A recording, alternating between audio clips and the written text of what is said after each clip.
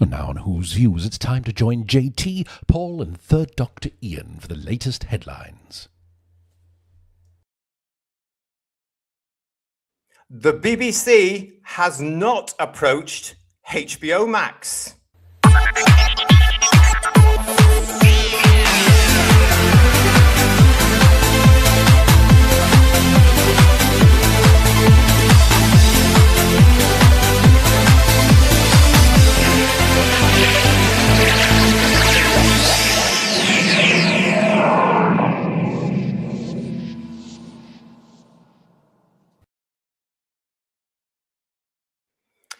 Hello everyone, we're back here at Who's Views with your big show, and as you can see, I've got Third Doctor and I've got Third Doctor Ian and Paul here with me. Happy Easter!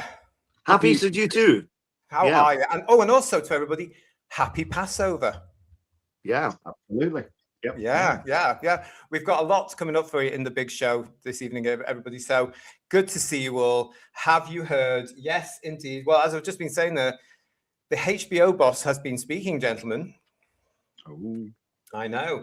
I thought in the introduction you were going to say that HBO told BBC to get to Falkirk or something like that, but yeah, I was very surprised. It could still happen, couldn't it? Yeah. We're also going to be looking again at our favourite champagne socialist, well, one of them, because he's been talking again. Christopher Eccleston can't keep his mouth shut over the last couple of weeks, can he?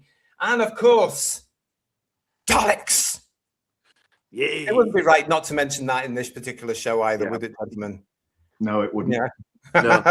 What a weekend. Last night's show was fabulous, and bizarrely, out before bedtime, I watched Nightmare Begins again. That was lovely. Yeah, really whet my appetite. So really lovely. Yeah. Hopefully you were with us last night, or if you weren't, you've caught up. On last night, we of course did our big review of the Daleks Master Plan. It's still there up there, of course, for you on the channel. But it is Sunday, the 5th of April, 2026. It is good to see you all. Let's just very quickly, before we start the show, get into the chat. Lex is with us to say, yeah, great show last night, guys. Luke says, thank you. Yeah. So Luke... Tell Luke it was fabulous, Lex. He was brilliant. Really was. He was. Yeah. I mean, it was great, wasn't it? Because Luke is, 13, isn't he, Lex? And he came and did a little review for us. And it was absolutely fantastic to see, a 13-year-old's reaction, which was just as good as ours to these brand new episodes. Probably really better, I would say. Better. He was so keen, wasn't he? Yeah. He was so enthusiastic about it, which was just fantastic. Absolutely fantastic. Legion of James is saying, Daleks, have I missed something? I'm kidding. I've invited myself around to my brothers again today. I may now be banned. And John Keeley, good to see you, John. Thank you for your super chat. Good evening, gentlemen. Hope all are well. Happy Easter to you all. These recent days, it's been bloody great to be a Doctor Who fan. It has, hasn't it, John? I mean, we've been very happy here, haven't we, guys? Ecstatic, yes. Yeah. It has been a good week, Bill Lowry. Thank you so much for that. Stephen L. Reese is with us saying happy Easter. Happy Easter to you as well. Digital Pollution, hello. John Roberts, I can't say that. Can either of you two? I can't see it, to be honest. It sounds like something that you'd need penicillin for, to be honest. I don't know. Do excuse our ignorance, John. Pascabus? I hope I'm saying something that's not naughty. Yes. No. I don't know. Hi, Craig. Hi, Woodhouse122. Hi, Graham. How are you? It's great to see you all in the chat. Thank you for joining us again for your big show here. There's so much to get through tonight. So let's crack on as we do this, because we're going to start with some sad news. Nate, thank you very much for your happy Easter. Some sad news, because in the week, of course, it was announced that we've lost another Doctor Who artist. This came on X from Toby Hadoke, who has said, I've been asked by the family to pass on the sad news that one of Doctor Who's longest-lived contributors, Laurie Webb, a.k.a. Mr. Ollis in The Three Doctors, passed away peacefully on Sunday, 5 weeks short of his 102nd birthday. What a life, what a man, and delightful company too. Which was a lovely tribute, I think, from Toby there. I think he put that beautifully, but sad news, actually, everybody, isn't it? We've lost another one. It's really sad. I mean, he's had a fantastic innings, but it's always sad when someone passes away. But there's a great documentary on I think it's on the season 10 Blu-ray set, when Toby interviews both him and Mrs. Ollis, and it's absolutely lovely. It's really sweet, lovely, nice interview. Really nice. This is a gentleman that obviously had a really fulfilling career from my point of view, because he was in Hancock's Half Hour, the Eustace Diamonds, Citizen James, King of the River, Mogul, The Troubleshooters, Doomwatch, Paul Temple, comedy playhouses. Of course, he was in our very own Doctor Who, in The Three Doctors, celebrating 10 years of Doctor Who. When you look at it now, that's bizarre, that, isn't it? It's celebrated 10 years. Yeah. He was in Warship, The Goodies, The Brothers, Softly Softly, The Clairvoyant. Just so much. Oh gosh, it's just so much, everybody. But there you go. Wow, what can you say? He'd always be Mr. Ollis. Is dinner ready? To me, to be honest. Yeah. He'll always be Mr. Ollis. I could never understand why the book called him Mr. Hollis. Which, I think that was a typo, surely. It was one of it was Hollis all the way through. So, but it was one of those changes where, like in Day of the Daleks and the book and the story, it was Orderly House and Osterly House. I could never understand why they made those changes. They just seemed to be, unless they were originally and they changed it for some reason and he was writing it off the script. But yeah, I mean, it's the age that we are in, isn't it? All these people that were in our original run, the superior run of this program, they're just, slowly fading away, aren't they? But we remember them. And we always will. They're been in Doctor Who. They're always going to get remembered, aren't they? Oh, totally. It's amazing he's only 102, though. That's just an incredible age. Super. Yeah. How old was Arnold? 101 or something like that, wasn't he? Yeah, I think so. Yeah, Arnold Yarrow. Yeah. So there we go. I never met him at any of the conventions. I don't know if any of you guys in the chat did. If you did, let us know. Really sad. A lot of you paying tribute to him in the chat with us as well. Lex is saying Laurie Webb was really good in The Three Doctors, and the closing ending scene when he says to his wife, "Woman, you'd never believe me." You wouldn't get away with that. Already, that's it. Yeah. Wouldn't get away with that. Get my dinner on the table, Mrs. You're my wife. Yes. Yeah, that's it. Yeah. Why haven't you been slaving away after me all day? Hello, Cara, the Tolkien nerd. He was an ordinary man made extraordinary by his association with Doctor Who. But 102, yeah, wow, yeah. Absolutely. So wow. What can we say? As usual on these occasions, what we'll say is to his family and to his friends, we send you all our best from our community here on Who's Views, Doctor Who fans. And as Ian says, we will never forget him because he was part of such an important story in Doctor Who's history. Yeah. Absolutely. It is Sunday, the 5th of April, 2026. You're watching your big show here on Who's Views. Happy Easter, happy Passover. Now, Paul, you found something this week on social media and you sent it to me as well, didn't you? So it was this little thing. Oh, yes, yeah. Look at this, Who viewers. Can you see this? Where the hell has this been living then for all these years? Because this is a piece of art that has cropped up in the new hit film Project Hail Mary. However, 60 years ago, it was used in The Power of the Daleks. That's crazy, isn't it? Isn't it? It's madness, utter madness. Yeah. Did you see this? That from Dalek 6388, I think, that spotted it because they're forensic, aren't they? They are very much so. Yeah.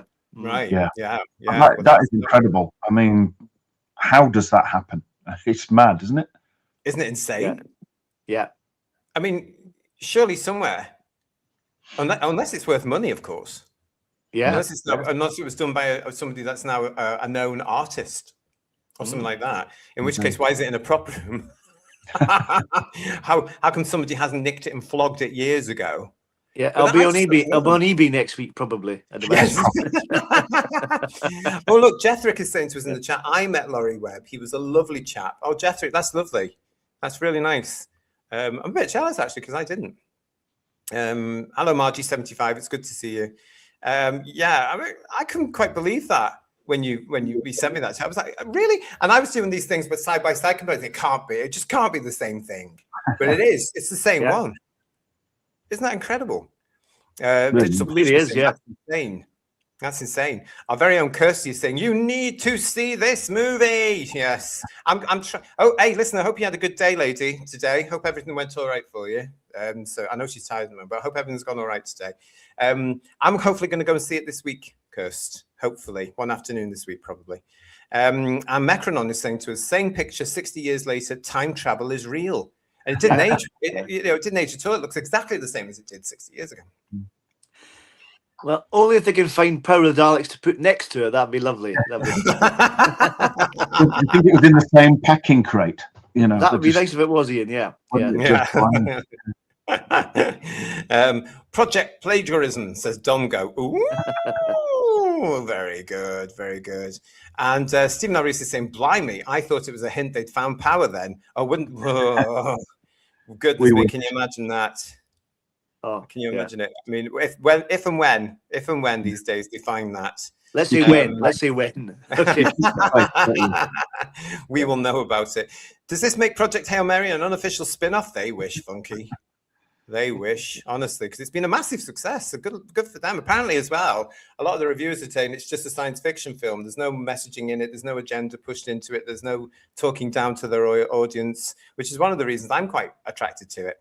You think it was made 60 years ago? Yeah. He is a Doctor Who fan, isn't he? Yeah. Oh, is he? Yeah. We see. We get everywhere. I think that came out when he was doing the Barbie film that Gatwa was cameoing in his big breakout into America. It came out that he was a. How did that turn out, Ian? Do you know? Well, there's just so much to catalogue. He's been in every film as a headliner and everything. He's a top star now. 5 Oscars. His filmography is massive, isn't it? If you pardon the expression. Hugely in demand. Julianne is saying to us, Project Hail Mary was filmed in Shepperton, so maybe it was the same prop supplier. It could well be. It could well be. And if he's a Doctor Who fan and he saw that, he would have nabbed it immediately, wouldn't he? And said, I'm having that. Yeah, any sense. Yeah, definitely. Yeah, it really does. And Legion of James is saying, ooh, is it foreshadowing? More to come, please. Ooh, it could well be. It could well be. No, what do you think, Paul? Sorry? What do you think, Paul, with your tag there? Yeah, well, I desperately want to see part 4 because it's the gap between 3 and 5, which I desperately need just to have a continuation of 5 episodes. I know I'm greedy, but what can I say? Yeah. So, Keep the faith. Yeah. Well, anyway, that was fun anyway. So thanks for sending that, Paul. And I just thought that was quite fun to put in there. Listen, as usual, I want to say a huge thank you. Nearly forgot. Huge thank you to everybody that's been getting in touch this week, including, let me just say, Jason Ganilli, to Paul Ubbins, Alan Iveson, Linda Harper, Gary Bryant, Hartnell's Ghost, Stephen O'Neill, Davey B96, Jack Dexter, Paul Bowler, Miles D, Watcher Viewer, Peter Wilcock, Giorgio Sanos, I can never say your name right, so I hope I've got it right. Who Knows 63, Judge Joseph Dredd, Catwoman 94, and Michael Webster. Thank you very much for getting in touch. And some of what you've sent me, some of you, is in this particular show coming up soon. But I want to talk about, guys, BBC Studios and their social media. Now, you'll all know, everybody out there, I'm not a big fan of it. I think it's incredibly juvenile. And I have this theory it's run by some flag-waving, non-binary, personal pronoun-using, purple-rinsed hair lunatic. Honestly. And today, he, she, it, whoever is doing it, has not done anything to shake my belief with this post this morning.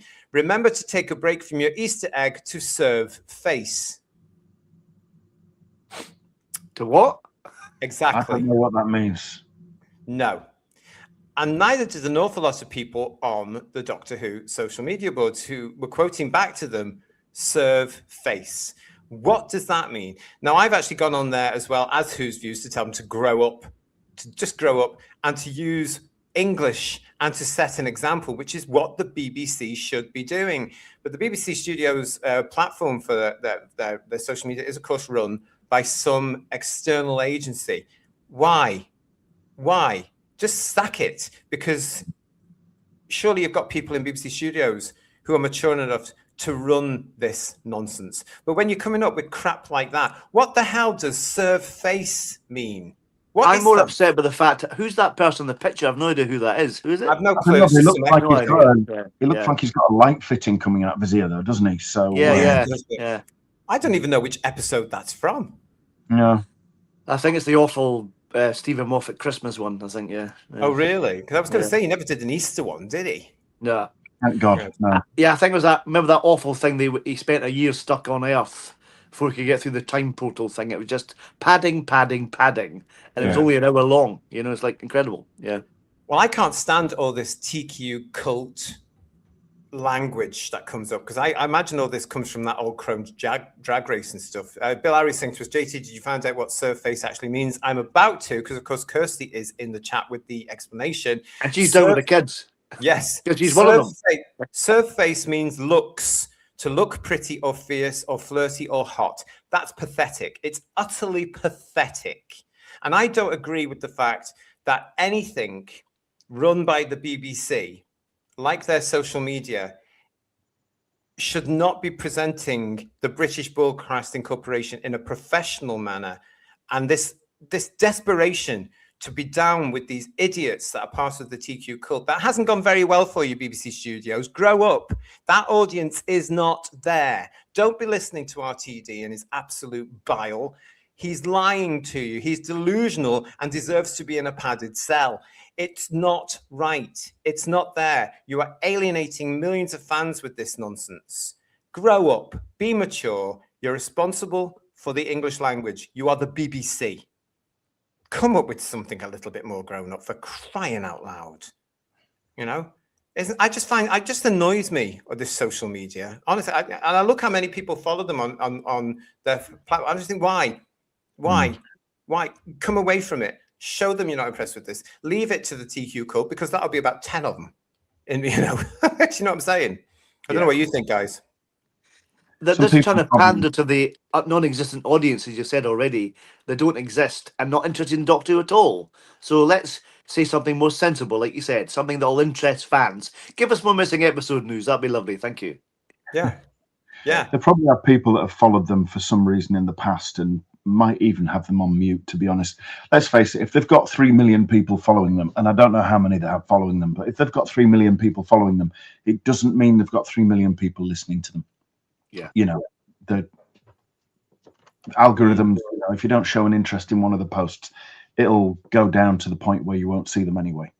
So, you know, and they don't deserve anybody reading their crap, do they? Really? No. And all that, like that definition that Kirsty got us, it's just another attempt to sexualize Doctor Who, isn't it? Well, it's certainly tying it in, because we've got John Mason coming up here with saying it is a drag queen and queer homophobic slur, culture slang term meaning to deliver a confident, intense, or highly attractive facial expression. And then Kirsty coming back with us saying it is from that old Crohn's drag race. How did I know that? How what a surprise, really.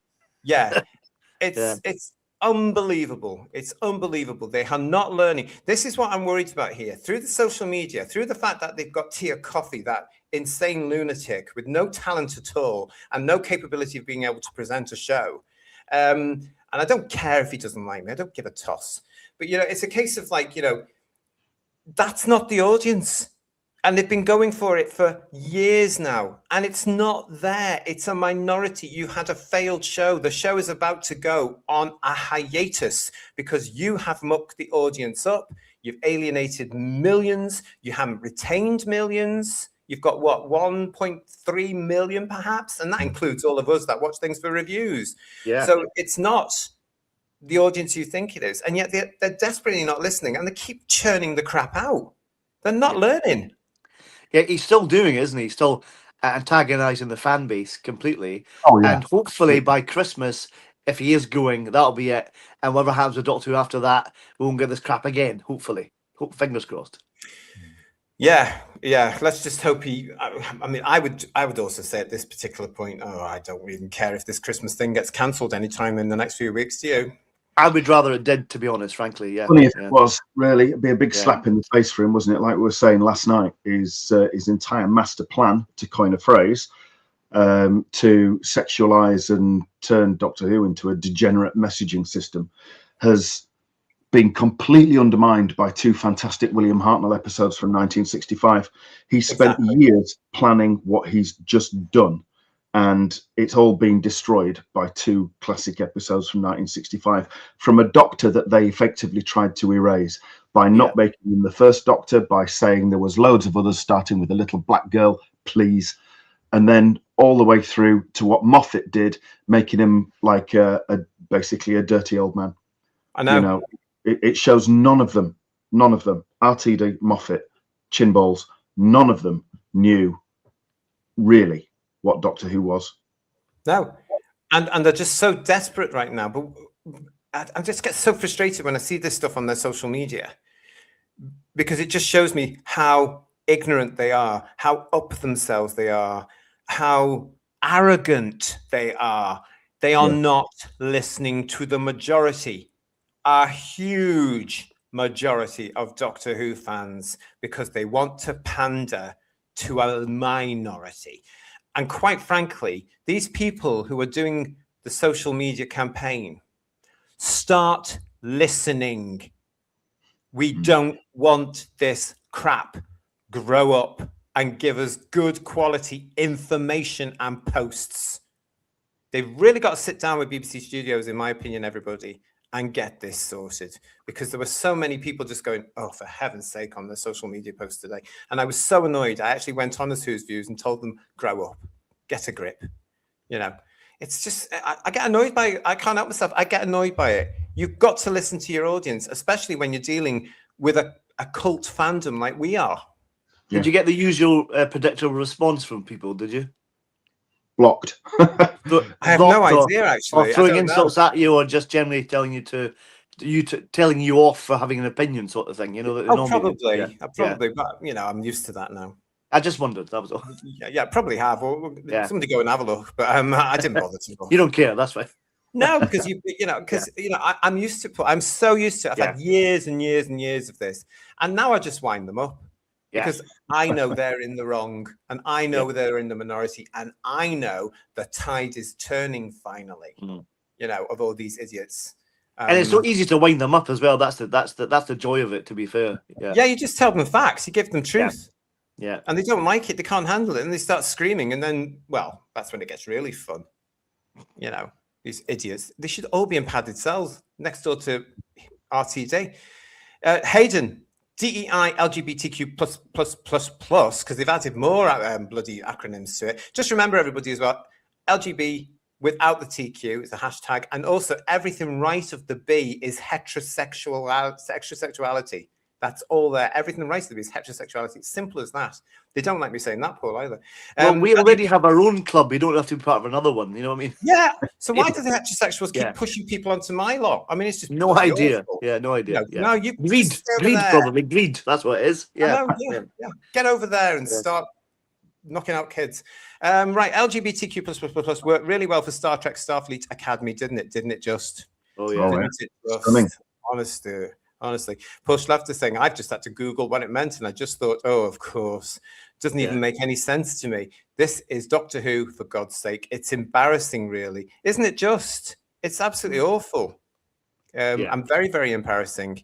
But they're not, as I say, they're not learning. And if you want them to learn, we've got to go on and either unfollow the thing or make our voices known, because they don't seem to be deleting things. It's also the Easter weekend, so they won't be working till Tuesday. So get your comments in quick. Mark Greaves, thank you for your super chat. Hi, guys. Thanks for last night. Thank you for being with us, Mark. To prove that audience is non-existent, leaked viewing figures of Starfleet Academy, 400,000 total for 8 episodes. Have I said that right? God, that's less than Shooty. Who'd have thought it? Wow. I've said that right, haven't I? 400,000. Yeah. Wow, yeah. That's horrific. That's unbelievable. Really? A total for 8 episodes, £8 million or $8 million probably per episode. Were horrific, so they deserve horrific ratings, really, don't they? Again, that was money well spent, obviously. Yeah. That's ridiculous, isn't it? Really? My God, that's absolutely outrageous, isn't it? And of course, no one watched it because the fans kept complaining about it. That's what happened, obviously. Yeah. Well, it alienated all. I mean, Kurtzman's Trek is as bad as RTD's Who. I know Yeah. exactly. Yeah, We're in the same pot as fans, aren't we? Really, and we're facing the same thing again. But it's you've got two heads need to roll for that, because that's a lot of bloody money, and they've obviously not invested it in the right places. Did they did two Doctor Who. series? Did they do the exact same thing with that as they did with Doctor Who? Just knocked out 2 series and thought I'll be fine. Well, they did the same thing with the Academy, didn't they? Filmed 2 back to back. That's what I mean. Yeah, there's for that. Yeah. And then and both of them flopped after their first series. In fact, both of them flopped after the first 2 episodes. Yeah. As people stopped tuning in. These people are insane. They really. I watched Nordrotic's Spock figure instead. It's far more interesting. Yeah, that was funny, that wasn't it? I Yeah, think we all liked that one, didn't we? Yeah. Oh my goodness. Lots of you in the chat with us. Thank you very much. Legion of James saying to us that RTD is like a petulant child. He's going to deliver the biggest FU to remaining fans at Christmas because his ego will not be able to cope with the utter rejection and failure of his TQ Who. I totally agree with you. And we've got to remember, he is mad. Not just that sort of mad, but he's angry mad. And Tiptoe's going to prove that. This crap he's got coming that nobody's going to watch come June. And then he's got the Doctor Who thing. He's gonna push it all in there, isn't he? He's really going to go to town on that one. He's going to double, triple, quadruple down on that. Honestly, can he make it any worse? He probably can't he? I suppose. Yeah. Oh, of course he can. He can always, he can always take it worse. Not much worse, but it can always go. Because that's quite a stretch to make it worse than the last lot he did. Surely, God's sake. Yeah. Paul, he has a genuine talent at doing that. Yeah, a destructive talent. Yeah, of destroying legacies of things. Yeah. Especially as he's the person he is right now, and he's angry about people not doing what he wants to. We've illustrated it many, many times on this show, haven't we? It's interesting. I noticed that Stephen Moffat was at the thing yesterday, but he was nowhere to be seen. Interesting, isn't it? Yeah. Well, it is a bit. Yeah. You think he'd be there as a big sort of Doctor Who knob, as it were? I bet he didn't have to pay for his ticket. I bet he didn't. Marine Boy, it's good to see you. I think RTD's boat has been blown out the water with just the 2 Hartnell episodes now. Just watch when others will turn up. He's likely to go more doolally than imagined. He certainly. It would be very interesting to see what he's thinking about the furore that we've had over the weekend. We are going to be coming back to, of course, the Daleks Master Plan later in the show, so stay with us because we're going to be talking about yesterday's event and, of course, what's been in the press about it. Domgo, heist to you. Shooty on Disney was way worse, something like 200,000. Oh, gold. And yet we still get part of the fan base that are declaring it was a massive hit. They're living in cloud. Yeah, but they can't count. That's the problem. They can't do arithmetic. That's the problem. But they just can't tell truth from reality. I mean, a lot of these people don't know the difference between a man and a woman. I think they're in that mindset where they've been brought up in an environment where, it stems from little things, like school sport, where you'd have a race and you'd have a winner and you'd have people that had come last. But now it's everybody's a winner. So there's no winner, there's no loser. Everybody's the same regardless. And then it stems from there. There's never any push for success. There's never any focus on, well, you failed this, let's try and improve you. And then they say things and they're never questioned. And they develop into, I use the term loosely, adults who have this idea that this is what I believe, therefore that's correct. And the fact that they're so divorced from reality, I mean, it's not going to impact us at the end of the day. It's going to impact them. And, like lemmings, they're all doomed, I have to say. Yeah, I think a lot of them are, to be honest. I mean, JT, you on this channel have been saying this a long time now. Even after Gatwa's first season, such as it was, you were saying, highly unlikely it was going to return after the second. And what would all these people do that are convinced that it's the best thing ever? And, then they were all insisting that there was going to be a Christmas special last year. We were wrong. They were right. There was no Christmas special last year, though. And they are really starting to wobble. And RTD's ultimate demise will be fantastic, but it'll be interesting to see what happens to them. It's still going to be very interesting because some of them are still, of course, insisting that the show is coming back as a series next year. And to those people, we have to say, It's not. There is nothing in production. They can't even get the Christmas special filmed until at least the autumn this year. That's a massive turnaround. Yeah. As Woodhouse 122 is saying, I can't see Christmas 2026 being done in time. It wouldn't surprise me if they aired it next Easter. It wouldn't surprise me, Woodhouse 122, if they just quietly said, we're going to put it on next summer and then forgot all about it. Yeah. Because, you know, where's the money coming from? BBC Studios are going to be putting all the money into this themselves. Well, we're not going to write in, are we? We're not going to be writing in and campaigning for Doctor Who to come back, because we would be campaigning for something to come back that we were told wasn't for us. So why would we? Yeah, exactly. Yeah. Exactly. And it ties in with the BBC social media. They're not listening because the BBC is arrogant.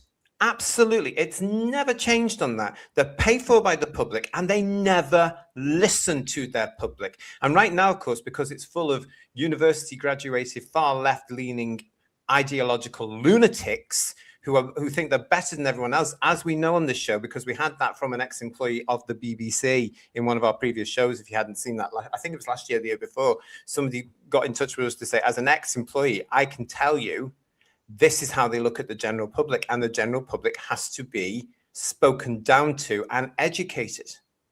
Yeah. Or patronized, and put it another way. Yeah. And how's that working out for the BBC now? You know, with 46 million households across the United Kingdom cancelling their license fee, meaning that the BBC has lost around £1 billion in their revenue. That's very bad business. Hayden is saying to us, Terence Dix had more creativity in his little finger than RTD. Yeah, I agree with that. Yeah. Terence Dix flushed more creativity than RTD has ever written. Yeah, he really did. I can't imagine what it would be like if Uncle Terry and Barry Letts were around today. They'd have something to say to RTD, wouldn't they? And it wouldn't be polite, I can assure you. And thank you for your super chat, Mark Greaves. RTD is so insane, the Doctor will regenerate into him. Remember, the point is, Mark, what you're making there, of course, is that RTD, as he's often said, as we illustrated even, I think it was in last week's show, has often said, all he can do is write about his own experiences. And I hate to think what sort of life he's had when you look at the last two series of alleged Doctor Who, because that was insane. Totally ridiculous. What's he talking about? Honestly, the guy cannot write. He's over. He's finished. Let him go.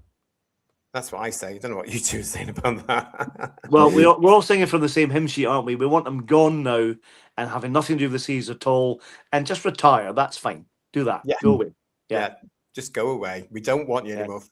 Give the show a break. A few years off. Start listening and start looking for somebody who's not necessarily a fan to run the bloody show. Some idea of what science fiction is and what Doctor Who is, maybe, but it doesn't have to be a Doctor Who fan, because we've just had 3 of them over the last 20 years and look what they bloody did. If the BBC will provide viewing figures for Dalek Master Plan themselves, says Siegel 6819, can they be requested under the Freedom of Information Act? It's a bit petty, I know, but if it annoys RTD...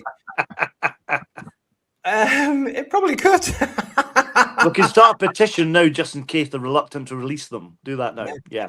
The thing is, it's the BBC. It's not BBC Studios, as far as I'm aware. It's BBC iPlayer is part funded by the BBC license fee payer. So they should be producing figures towards the people that pay for their service.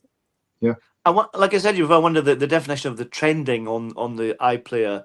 I wonder what that means in terms of initial views to get to that point. How many thousand or million, whatever, they get for that as a trending program. I wonder how they gauge that, you know? I don't know. But they are not listening. And what has proved that today to me, not that I needed any proof, was that ridiculous post on their social media. Remember to take a break from your Easter egg to serve face. And he looks so like the Doctor there, doesn't he, in that casual attire? It's like, who is he? You know, that was another huge mistake, as we've discussed many times on our channel. The Doctor, they've just proved the Doctor does need some sort of template. Yeah. Simple as that. He needs to be there. Yeah. Anyway, that's BBC Studios and their ridiculous, juvenile, nonsensical, pathetic, TQ cult orientated social media. And I am sick of it. Absolutely sick of it. Oh, am I wobbling there a bit, or am I all right? You are wobbling. You're wobbling quite a bit, actually. Yeah, Oh, gosh, it's like well, watching an old pirate VHS Doctor Who from the 80s for a minute. Ah, Yes. I wonder if the weather's getting to this part of where I Well, am. we had snow in the afternoon. This afternoon, I was doing a tour, and we had snow in April. It was like We had Christmas. hailstones. Incredible. Yeah. We had hailstones, and last night the wind was incredible. I went out of here and I literally got blown back. It was I had to go and retrieve the bins from down the street. But the way your video was going there, my old VHS of Fury from the Deep was like that. Yeah, Oh, I had one like that as well. I don't know what I did with it. Yeah. Yeah, I saw it was snowing in Glasgow. So if you're up that way, I hope you're all right. I hope you're all okay. I want to say a huge thank you to everybody that emailed this week with information about the new edition of Doctor Who magazine that came out this week. Because, of course, this week I was scuppered in my usual plans of going along to the Tesco cafe and having a nice cup of coffee and saying hello to all the staff there and reading and looking at the Doctor Who magazine before it goes back on the shelf. Yes, because I'm not paying for it because I don't support it anymore. But it's interesting to see if there was anything in it. This time round, however, it's in another one of those annoying bags. So you can't the buggers get it. have sealed it up, haven't they? Swines. They've sealed it up. Yeah. And why have they sealed it up, I hear you ask? Because you'd feel dirty if you touched it. I don't know. It could be that. It could be that. I am still here. I don't know what's going on. It's this blooming platform. If we have to do it without my ugly mug, it's absolutely fine. But carry on, everybody.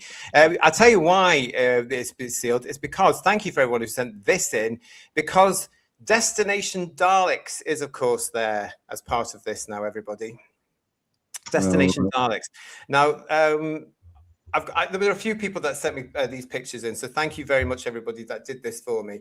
But there you can see it here. I remember I was saying when we talked about this is the Pete McTeague part 2 from that season 21 Blu-ray trailer thing, guys. Yeah. So this is what's happening there. Very odd, because I was worried that they would continue it on with Davison looking as he does now, and that's exactly what they've done. Yeah. Yeah. And he looks a bit weird, doesn't he? I still can't. I was nice to see him in costume again in an actual episode kind of thing, but the hat looks too small for him, and it still bugs me that it does. Why they just make him as he looked in the comics at the time? Be fine. Yeah, I don't understand why they've done this at all. But thank you to everybody that sent that in for me. I suppose I better take that off right now in case we get into trouble with Panini. But if you want that, it's available now in the new Doctor Who magazine, of course, which is out there. I don't know. I mean, I've had people get in touch with us guys about this, saying that, of course, Davison is now ready to look the way he does because it's part of this bi-generation thing. Yeah. So I hate all that stuff. And if this is the case, doesn't it? I mean, Paul, I know you do as well, but this really mucks up the whole of the Doctor Who story, doesn't it? This bi-generation thing. And do you think this is Pete McTeague carrying on that sort of thing? Possibly, but like I said before about this, they've not thought it through properly because it makes no logical sense whatsoever for that to happen in the series. You know what I mean? So having the older Doctor, it never bothered us as fans when you saw Hartnell in the 3 Doctors looking slightly different, or Troughton in the 2 Doctors with kind of greyish hair. We didn't care. It was just great they were in it. They didn't have to reference it at all. And that's why they're doing it. I mean, I know that Stephen Moffat started it, I think, in Time Crash, because he couldn't fit into his coat and all that kind of stuff, and he's going bald and all that sort of stuff. Yeah. We don't care about that. We're just pleased to see them back. That's the exciting thing, I'm tired with it all, to be quite honest. Whose Views? I just look at it all and I just think, oh, here we go. The sooner this lot are gone, the better, because I'm sick of it. And this is another indication why this whole show needs to come off air for me for as long as it takes. I don't even care if I never saw it again, to be quite honest. And it came back stronger in the future because it's tainted. It's tainted. And looking at the Daleks master plan over the last couple of days and the brilliance and the quality of that and comparing it to this multi-million-dollar version, let's go back to just having 50p, shall we? Yeah. I think they had 50p on the Destination Daleks one, though, to be fair. That wasn't quite so expensive. No. Darren is saying to me, I always open those bags up, sod it. Oh, you're very naughty, Darren. But do you take some scissors out ready for you? Yeah. You need to keep it open with your coffee, you know, that kind of thing, and then put it back down again. There, yeah. Yeah. What's VHS? Says Kirsty. We'll move on. Yeah. And Frankenstein is saying, yeah, there was a big snowfall in Glasgow and Edinburgh and hail rain mix here in Motherwell. What's that? Goodness me. Yeah. Woodhouse 122, 10.99 for that Doctor Who magazine. No chance for me buying that. I can't get over how much the Doctor Who magazine is now, Woodhouse 122. I look at it and I just go, what? And you look what's in it. I am tempted to buy the Paul McGann one that I sent to you, because that looks quite interesting, I have to say. That's a special edition, though, isn't it? That's not part of the usual monthly range. There is a special Paul McGann edition, which I thought was an April Fool at first, but no, it appears, Paul, doesn't it, that it's true. There is one coming out soon, which is... at the end of this month, I believe, but the 23rd of April, thereabouts, I think. Yeah. Ready for the 30th anniversary. Yeah. There was a lot more in DWM when it was 30p, though, wasn't it, really? 12p as well. Who monthly. It was more entertaining, and of course we're showing our age now because of course it was more entertaining. The backup strip was just worth the 12p alone. Oh God. Yeah, exactly. Yeah. Because that's become legendary, hasn't it, with those beautiful stories and characters. Excuse me. Count 1970 lives saying, JT, you don't have your Sonic in your back pocket, do you? It may be interfering with the signal. I'm not telling you. Who are misses? Yes. Absolutely. Daniel is saying to us, hello, Daniel Cox. The comic strip is okay. Yeah, but it's got him in it, isn't it? It's got him in it. Funky is saying, I wasted £11 on it. God bless you. In the corner. What else? It does not look like Peter's Doctor, says Lex. Looks very different to the actual Doctor. Yeah. They have always had trouble trying to get his likeness in the comics, haven't they? I remember Davis had complained about many times they had like this photo shoot to get photographs of different angles of his face, and even then they couldn't manage it. So yeah, it's true. What we got from Sheriff Brackett: anything new they put out is always prone to be infected by that stuff. It's why I avoid it all. No, I'm the same to that extent. It's just I think they're in their last year. I really do think they're in their last year because, you know, the majority of us, it's not for us, so we don't buy it anymore. Their sales are in the toilet. Their quality, their content is usually from the toilet. And without any new Doctor Who coming, I don't see how they can cover their costs. I think they've, like the TV show, they've ruined it. It's really sad though, isn't it? Because it lasted through the wilderness years. Yes. But now it's just going to die on its arse. It's quite sad. I don't think they've got the creativity these days to get them through another one. No. Yeah, they haven't. No. Well, they wouldn't have us, would they? No, exactly. That's not arrogance. That's they wouldn't have us. The original. No, it's a reality, and you're right. Yeah. It relied on us. It relied on us to keep it going, to keep buying it, because nobody else was. It got that little bump with McGann that kept it with a little bit more new material for quite some time, and they really stretched that out. But if it hadn't been for us and the book tie-ins, they would have been stuffed. But the other reason you've got to look at this is the fact, what will they go on when we go into a next wilderness years, for however many years that will be? It might just be 2. Who knows? Yeah. But it has, in fact, started now.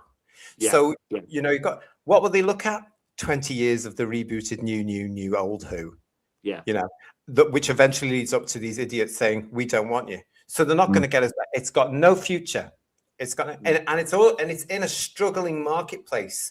You know, if I read another article, gentlemen, about how the magazine industry is on its legs and what can they do to get it selling more copies, well, stop printing out a load of the far left ideological BS that the British public sees through, for crying out loud. You know, MDB1 8468 is saying to us the Doctor Who magazine goes from strength to strength. Okay. Thanks for that, mate. We'll soon see. And Slumdog J, it's good to see you. Pretty calm weather-wise here in Glasgow now. It's lovely to see you. It was wild during the night, though. I thought my windows were going to blow in. My cats, Leela and Nissa, were hiding under the bed. And I'm enjoying the show. I'm glad you're enjoying the show. It's nice to see you up there in Glasgow or across. Say hi to Leela and Nissa for us. That'd be lovely. Yeah. Did you nick them from Tegan? Because that's her cat's called Nissa, isn't it? Yes, that's my theory, definitely, yes. And mine as well, I tell you. Doctor Who magazine... And that's not euphemism, just to say that now before we say anything, I'm not saying a word. Best not. With another gorgeous picture of a Dalek there. Doctor Who magazine is awful this month. Even an article on Doctor Who stand-ups. What? Like comics? You mean comedians or? Oh, Dear, right. dear. That is a Would good that include Dalek. that awful Suze Keltner person? Would it? Oh, don't God, mention her ever again. We've got Oh, rid yeah. of her. Honestly, goodness me. Honestly, Wilderness Years 2, shame no UK Gold, says Daniel Gox. You've got you and Eden, because they're doing exactly what UK Gold did. One minute you're watching Planet of the Daleks, next minute you're watching The Green Death. It's bizarre. It's totally weird. But then you get a mismatch of episodes, which drives me crazy. Bizarre. If I could be bothered, I'd write to complain to them. I really would. Yeah. Why do we? Yeah. Why do we get? Why do they do that? Why do you get into it like Frontier in Space and you're just getting into it? Oh, we've got 2 more episodes, and then suddenly you've got Death of the Daleks. Yeah. You and Eden, get it sorted. I hope they don't do it with the brand new Bergerac that's starting soon. This month, the new Bergerac. Yes, can't wait for that one. I am so excited. Done by Toby Whithouse, of course, who should have been in charge of Doctor Who, and we'll never get him now because he's got a great big bloody hit going on in Jersey. Yeah, good for him. It's off the air for a few years. You never know. Oh, no! I love Bergerac. I don't want it. No, I mean, if Doctor Who's off the air for a while, then he's got time to do his Bergerac thing, and then when he's looking for something new, a rebooted Doctor Who. Well, if Toby's got any sense, he won't touch it with a barge pole. Let's be honest. But, I know. I listen. I love the new Bergerac. Toby, if you're watching, I can't wait. I'm so excited. I can't wait. But I loved it last year. Was it last year before I got ill? Was it last year, guys? Yeah, I think it may have been. Yeah. Yeah. Has it got Zoe Wanamaker in it? Zoe Wanamaker in it. Yeah, yes, yeah, as his mother-in-law. Yeah, and she's very. So she's kind of a reverse of Charlie Hungerford, isn't she? She's like a female version of that kind of thing. Totally different character with the same name, but it works. Same kind of idea. It works because she's got this sort of really great attitude towards Bergerac, which works because it's male-female rather than male-male. Do you know what I mean? And it works. But I was so impressed by that. And I was watching this, and every week I'm watching this because I'm old-fashioned, everybody. I liked doing it every week. And it was a whole series with one story through it rather than the traditional 45-minute episodes of one story per episode. And I appreciated that because everything was fleshed out more. And all I could think of, Who views, every week when I'm watching those episodes of Bergerac, this is Toby Whithouse, and we lost him on Doctor Who. And I can't believe it because he's a fan and he would have known what to do.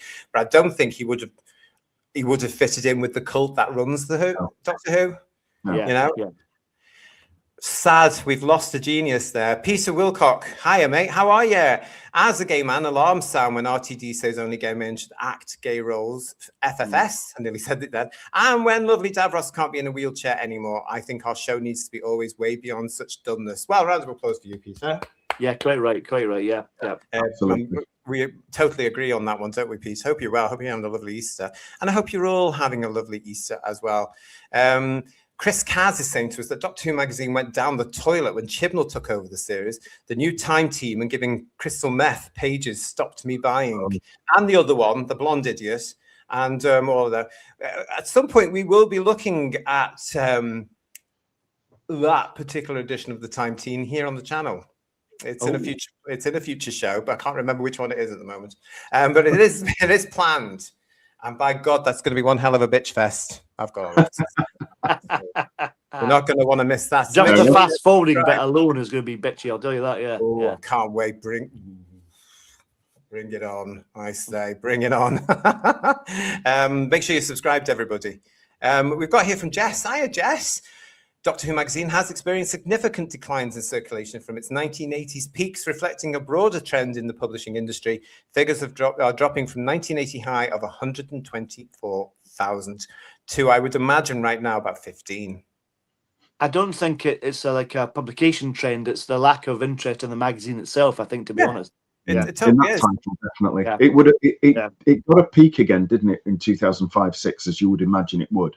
But that's been on a steady decline, I think, since 2010-11.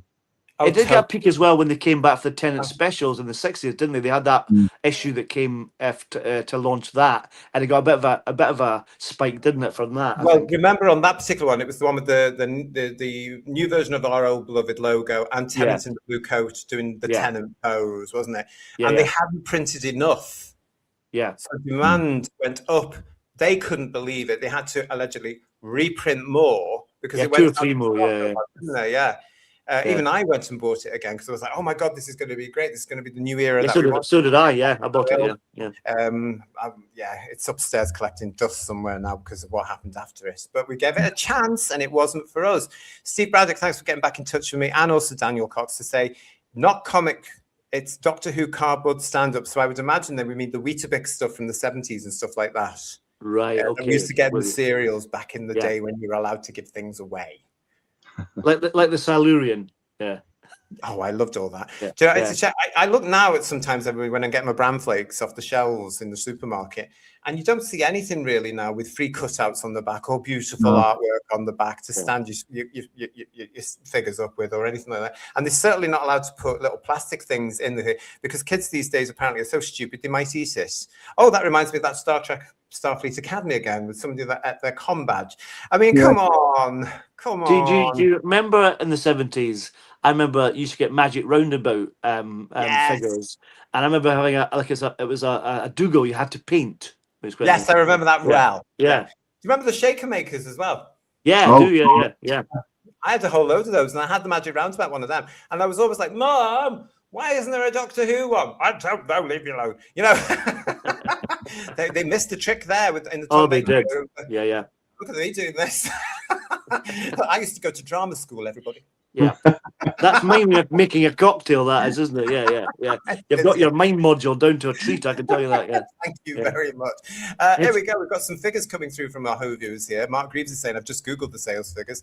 20,635 for the magazine over a 6-month period, but that was in 2018. That's the last time I could get the figures. And believe me, I've tried. Somebody did say I could have them if I gave them some money. And I said, no, thank you. We're not that desperate. Jess is saying Doctor Who magazine, 16,304 by 2020. That's the Whittaker effect. And it went on for another year and a bit. And then you had Gatwa. It would not surprise me if it was around the 10,000 mark now. Yeah. If that. I think it'd be lower. Yeah. Being generous. You are being generous there, aren't you? Yeah, that's good of you, that one as well. What else we got here as well? Steve Andrews is saying Bojack's mostly filmed in Cornwall. Don't tell me that. I know they do some of the locations over there, don't they? I still love it. I don't care. And Toby Whithouse, we was robbed, everybody. Hashtag Whithouse, we was robbed. There we go. Hashtag Davison for showrunner.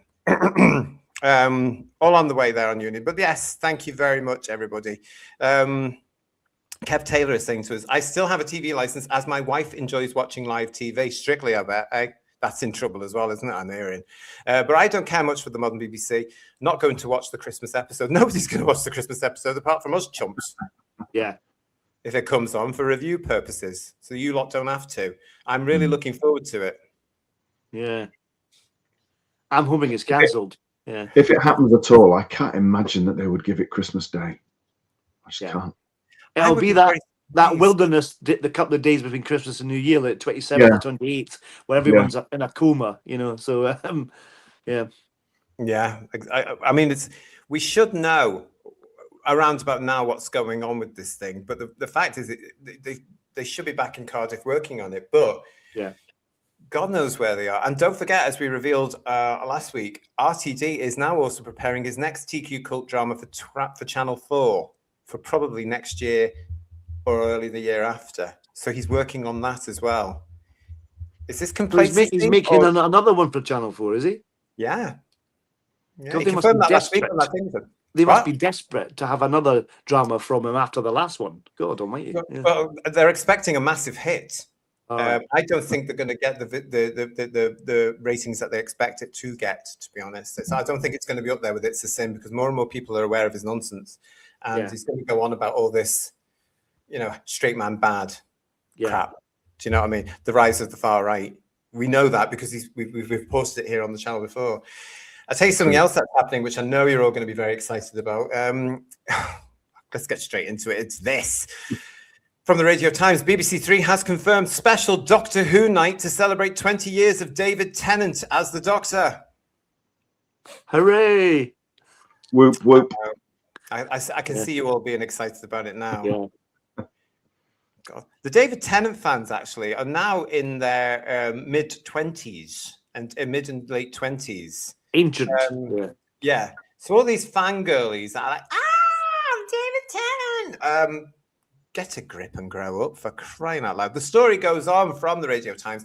David Tennant fans, you're in luck. BBC Three has scheduled a special Doctor Who night to celebrate 20 years of Tennant's Doctor, including reruns of his return for the 60th anniversary specials. Excuse me, well, I'm sick. 20 years of Tennant is scheduled for Thursday, the 16th of April, and features programming from 7 p.m. to 12:30 a.m. or old school, that means midnight. First up are the 360th anniversary specials, which is the Star Beast, the Wild Blue Yonder, and the Giggle, which saw Tennant return, blah, blah, blah. They're followed by Talking Doctor Who. Do you remember that awful documentary that also aired for the Sci-Fi 60th anniversary and saw Tennant delving back into the archives to tell the story of the classic era of Doctor Who? Badly. Yeah. Bloody awful. The actor has reprised his role multiple times. Surprise, surprise, still is here. Most prominently for the 60th anniversary specials, but also is set to return to Bog Fanish, as we all know, blah, blah, blah, blah, blah. Yeah. While some have called for him to return on screen again, Tennant previously played down the possibility when speaking to the Radio Times. The Doctor's happy. He's in a garden in Chiswick being made mac and cheese by Bonnie Langford, he said back then, referring to the final scenes of that awful episode called The Giggle.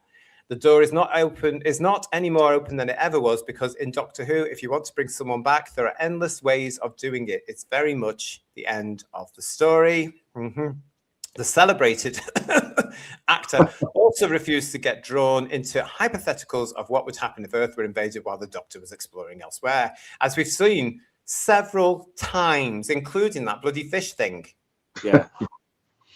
Where was he? But they're not going to answer the questions on that at all, are they? But hey, if you are a David Tennant fan, God love you, as Doctor Who, can't stand him in reality, to be quite honest. But here it is. You're going to get 20 years of David Tennant on BBC Three. That's going to be a really long evening for you, isn't it? I'm really pedantic here because he's maybe the 14th Doctor in the specials. Why they're not showing stuff from his original era instead? Not that I want to see either. Yeah. I don't want to see either of them, but you should be repeating stuff that he did when he was the 10th Doctor, not the 14th. But I'm just pedantic. But that's maybe there were people in it during his 10th Doctor era that are not socially acceptable anymore. So that's a good point. I hadn't thought of that. Yeah, so they'd have to edit it down to 5 minutes in most cases. Yeah. So, yeah. Yes. Yeah. Luckily for them, there's a few episodes there that they can actually show, but it'll just feature people like Billy Piper and who played Martha? Freema Agyeman. Freema, yeah. That's why they're not repeating any of his stuff on BBC Three, because they've done lots of Matt Smith things, haven't they, recently? So yeah. Yeah, and apparently they go. Who was it somebody emailed me from the chat? One of our lovely Who viewers, they said that they'd heard that they are going to be repeating Capaldi at the end of the year. All right. So that's interesting as well. But there's actually of all of the new Who, there is nothing that is to them problematic. Yeah. Apart from Smith and Capaldi, the rest of it is problematic. The whole of the RTD, and it's happening again. It's happening again, isn't it? Because the Gatwa era is never going to get repeated because it's problematic for one reason or another because of RTD. You'd like to hope that Capaldi may get a reappraisal for some audience members. That'd be quite nice. Yeah. Yeah, especially if they put it on a decent night. But I ask you, Paul, Third Doctor Ian, who the hell is watching BBC Three? Yeah. Why they brought it back, I have no idea, because nobody's watching. No. Yeah. It just seems to be a loop of 2 pints of lager and a packet of crisps on constantly. I think. And Drag Trap. And Drag Trap, yeah. I look at that bloody awful comedy for the TQ cult that they produced.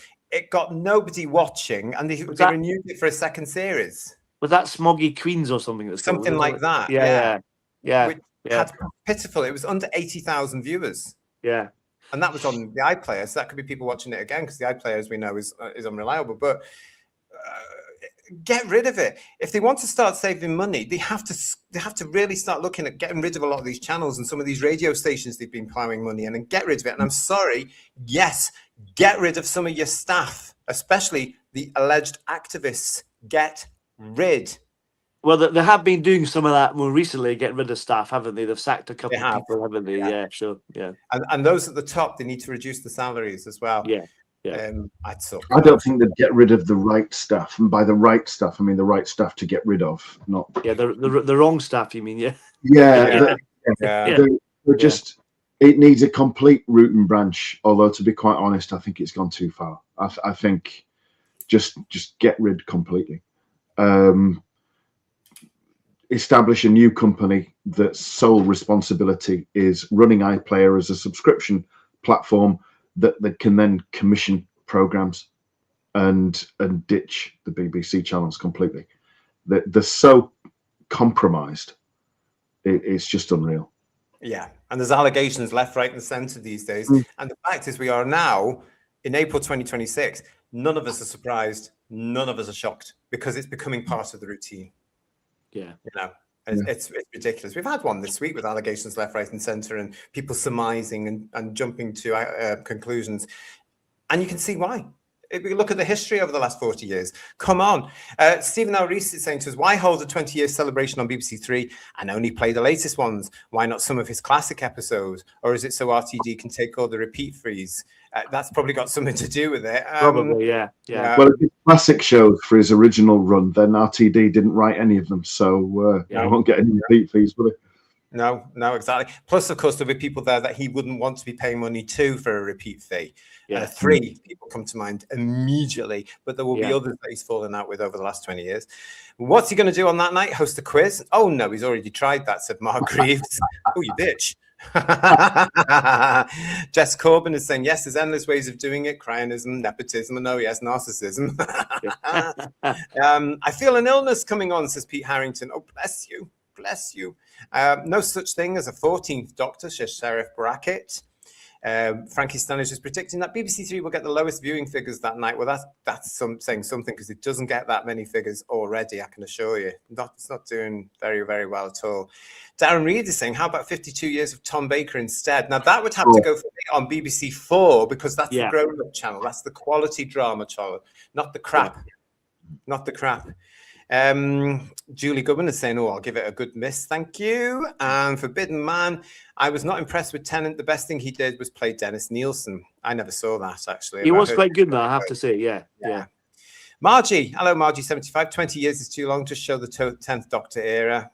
Not many people will watch it. They can't, though, as we're saying, though, Margie, because a lot of it's problematic for them for one ridiculous reason after another. And Count 1970 lives. We all know whatever Doctor Who, the BBC or RTD offer him, he'll do it. He can't make his legacy any worse after that.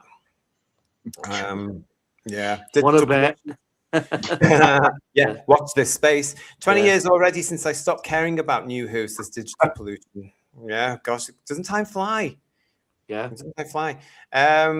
Legion of James saying the best thing Tennant did was regenerate into Matt Smith. Interesting. A lot of you saying things like Siegel saying here as well. Tennant Mark 1 was fine, but Mark 2, dearie me. And as for him as a person now, it's just sad and embarrassing. He's another one that's starting to believe his own mythos, that he's his own hype. The best thing.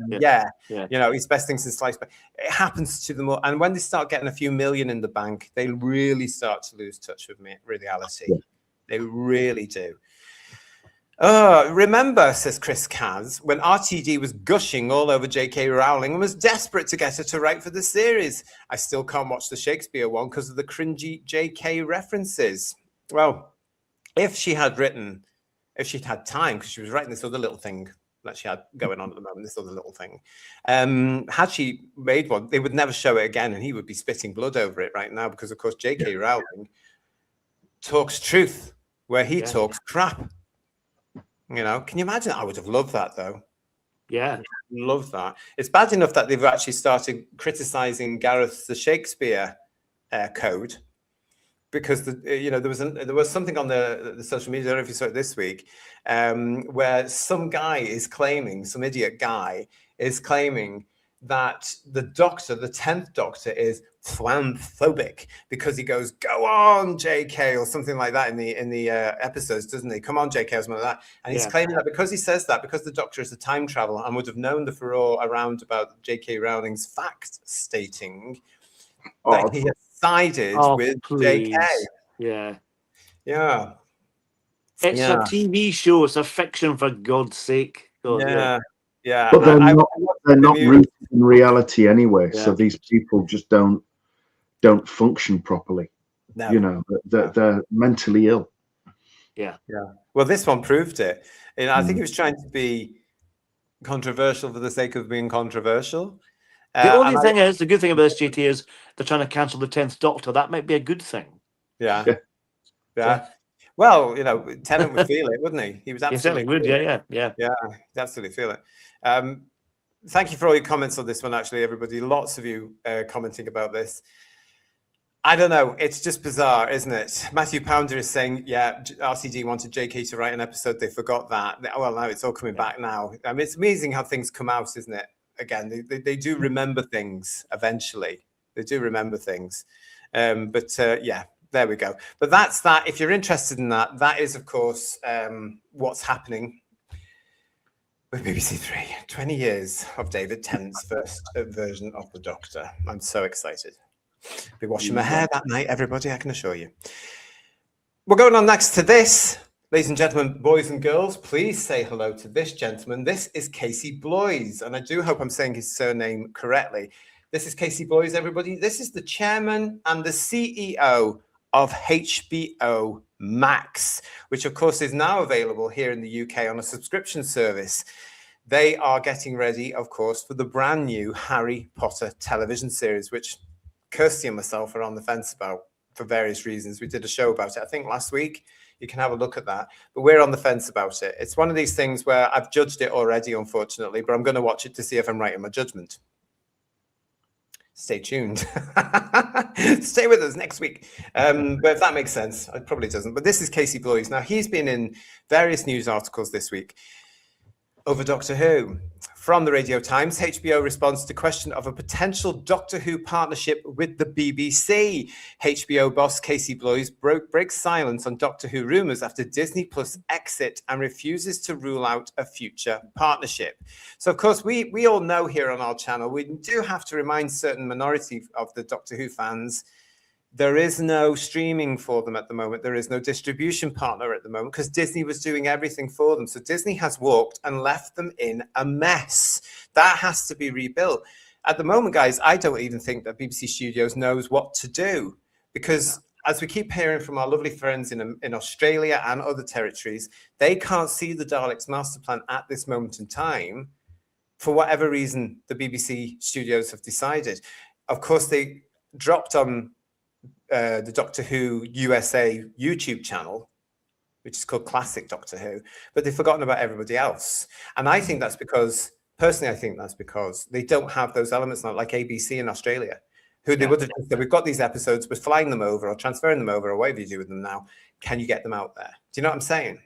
Well, because they completely disregarded any connection they had with them when they went to Disney, didn't they? They forgot the fact they've been with Australian television for about 50 years. It's crazy. It really is. Yeah.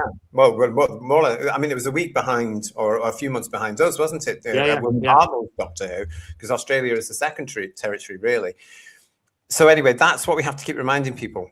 Then this comes out. HBO boss Casey Bloys has responded to reports linking the broadcasts to Doctor Who following the conclusion of the BBC's deal with Disney Plus. Disney Plus partnered with the BBC beginning with 2023's 60th anniversary Doctor Who specials, nothing special about them, followed by 2 subsequent seasons of the sci-fi series and a spin-off, The War Between the Land and the Boar. It was announced in October 2025, however, that the deal would not be extended, though the BBC's Director of Drama Commissioning, Lindsay Salt, insisted that the corporation itself remains fully committed to Doctor Who, announcing a 2026 Christmas special from Thorna RTD, which we covered with Lindsay Salt a few weeks ago. It continues. Last month, Lindsay Salt was asked by Deadline if HBO Max could act as a new streaming partner on Doctor Who following co-production deals between HBO and the BBC on upcoming series Half Man. Salt did not rule out the possibility, noting that HBO have been great partners creatively. In conversation with the Radio Times, Casey Bloys, the chairman and CEO, HBO and Max Content, was asked if he'd be interested in partnering on Doctor Who, and Bloys also seemed open to the idea. It has not been presented to us, he clarified, As with anything, I would say never. It's just not something that I know about. So we've had some people on various YouTube channels saying that they have had meetings, but there he is. That's Casey Bloys, the chairman and CEO of HBO Max, saying it has not been presented to us. So all those assumptions when RTD and everybody was in New York and being filmed with Whoopi Goldberg and all that at the beginning of the year, it wasn't HBO Max they were meeting with. No. It's interesting though. You often get these kind of responses from people when potentially, and I'm not saying they are going to be doing it, but they've had to kind of make a comment to dull it down a bit in case they have had negotiations. You know what I mean? I don't think they have, but this sometimes happens, doesn't it? They kind of have to respond to something in order to make it, to keep it calm, and they'll announce something further down the line potentially when they're ready, if they're doing it. You know? Could be.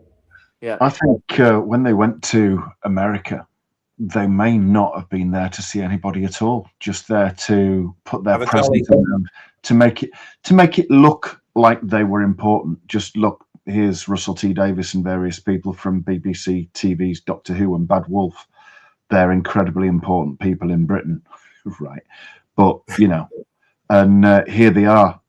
Take the opportunity while they're here to do deals. You know what I mean? Just trying to be noticed, rather than actually have any firm meetings, and then come back looking as if they're also important, which of course they aren't. Yeah. It's kind of networking they were probably kind of doing, but to no success, really. But or they could have just been going over to see Julie. Probably. Just having a lovely time doing it, and going to see Whoopi Goldberg because they went to that awful bloody show. What's it called? The View. Oh yeah. Oh yes. Yeah. God, I can't be done with those far left creaking women talking about a load of old crap and trying to blame everybody but their own little echo chambers for the world's problems.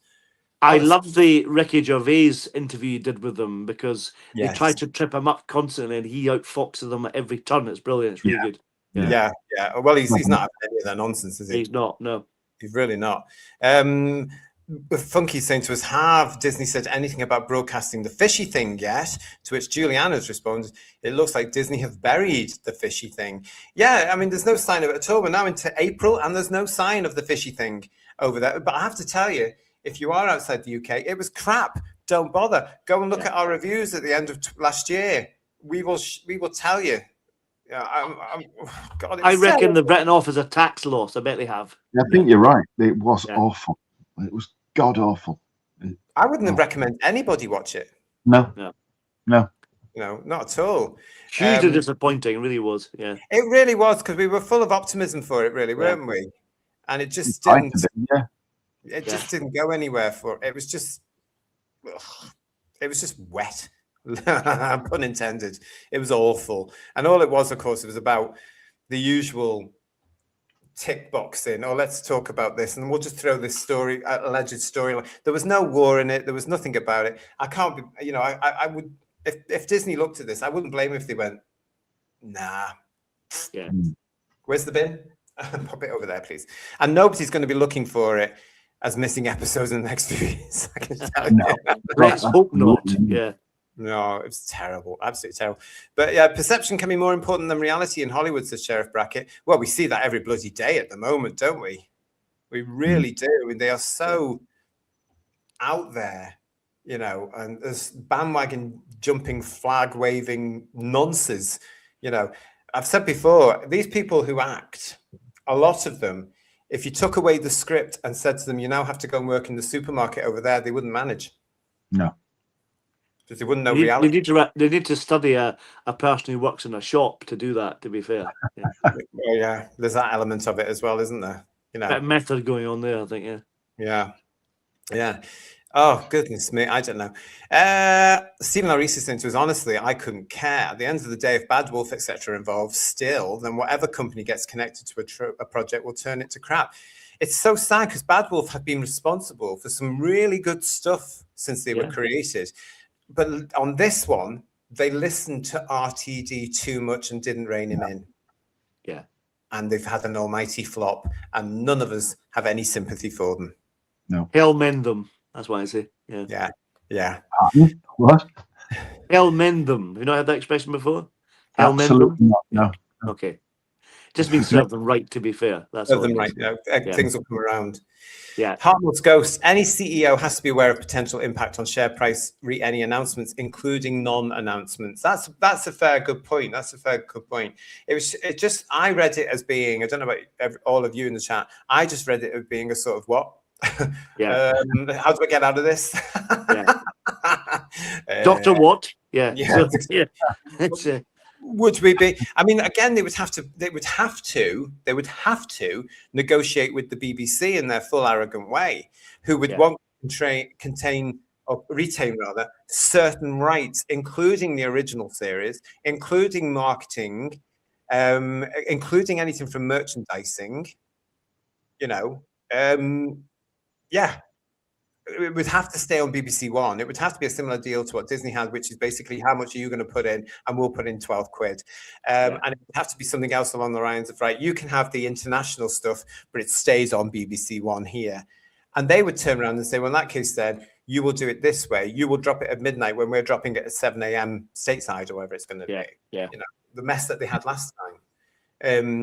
I can't wait till the books are written on this chapter of Doctor Who. That's great content for all of us, honestly. Oh, yeah. A good read. Hi to I Am Your Servant who's joined us as well. Nice to see you.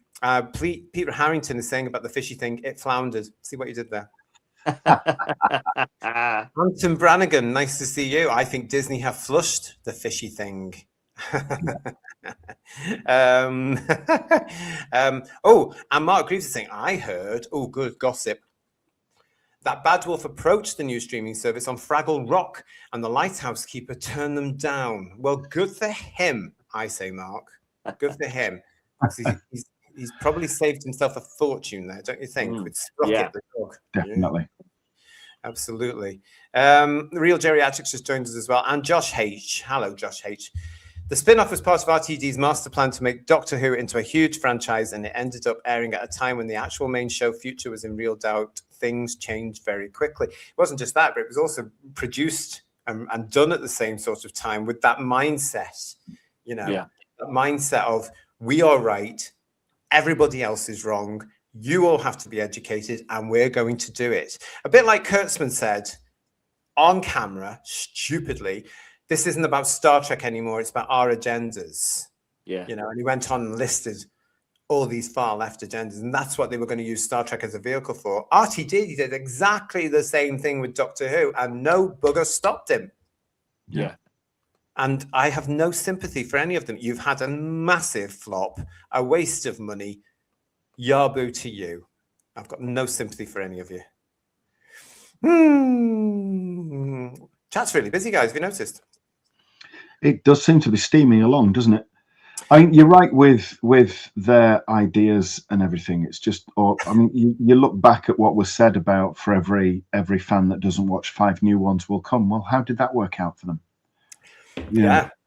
So it was like, and all that chat about it'll be on every year and it'll be going for many years to come, etc.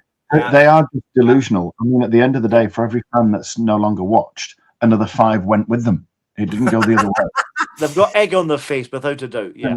That reminds me, if anybody is mincing around Soho down in London at any time and is a Who viewer, and you see that awful drag queen, that very confused Jethrick, who was called aka Jinx Monsoon, who is currently, I believe, or about to be playing Judy Garland on the West End stage, because there's not enough women out there, obviously, to take the part. Yeah.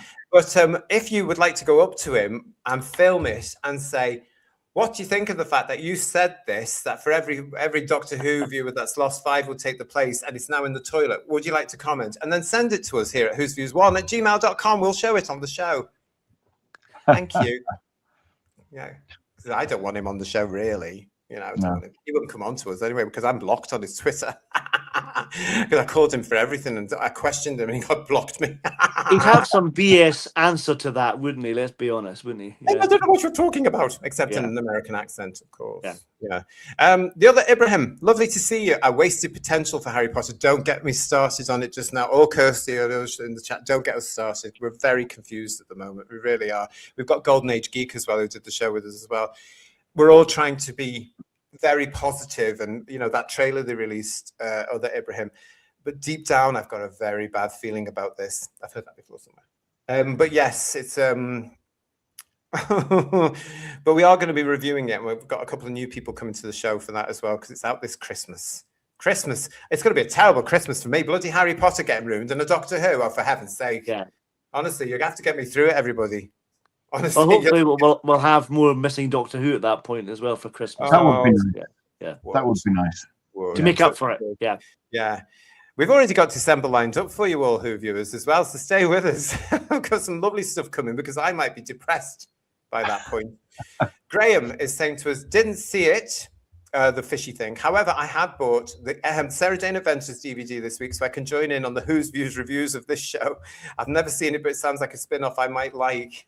You'll love it. It's lovely. Yeah. That's great, Graham. Yeah, series 1 is a joy, and our second review of Sarah Jane coming up for you very soon this month on the channel. Problem Being's just joined us as well. Nice to see you, PB. How are you?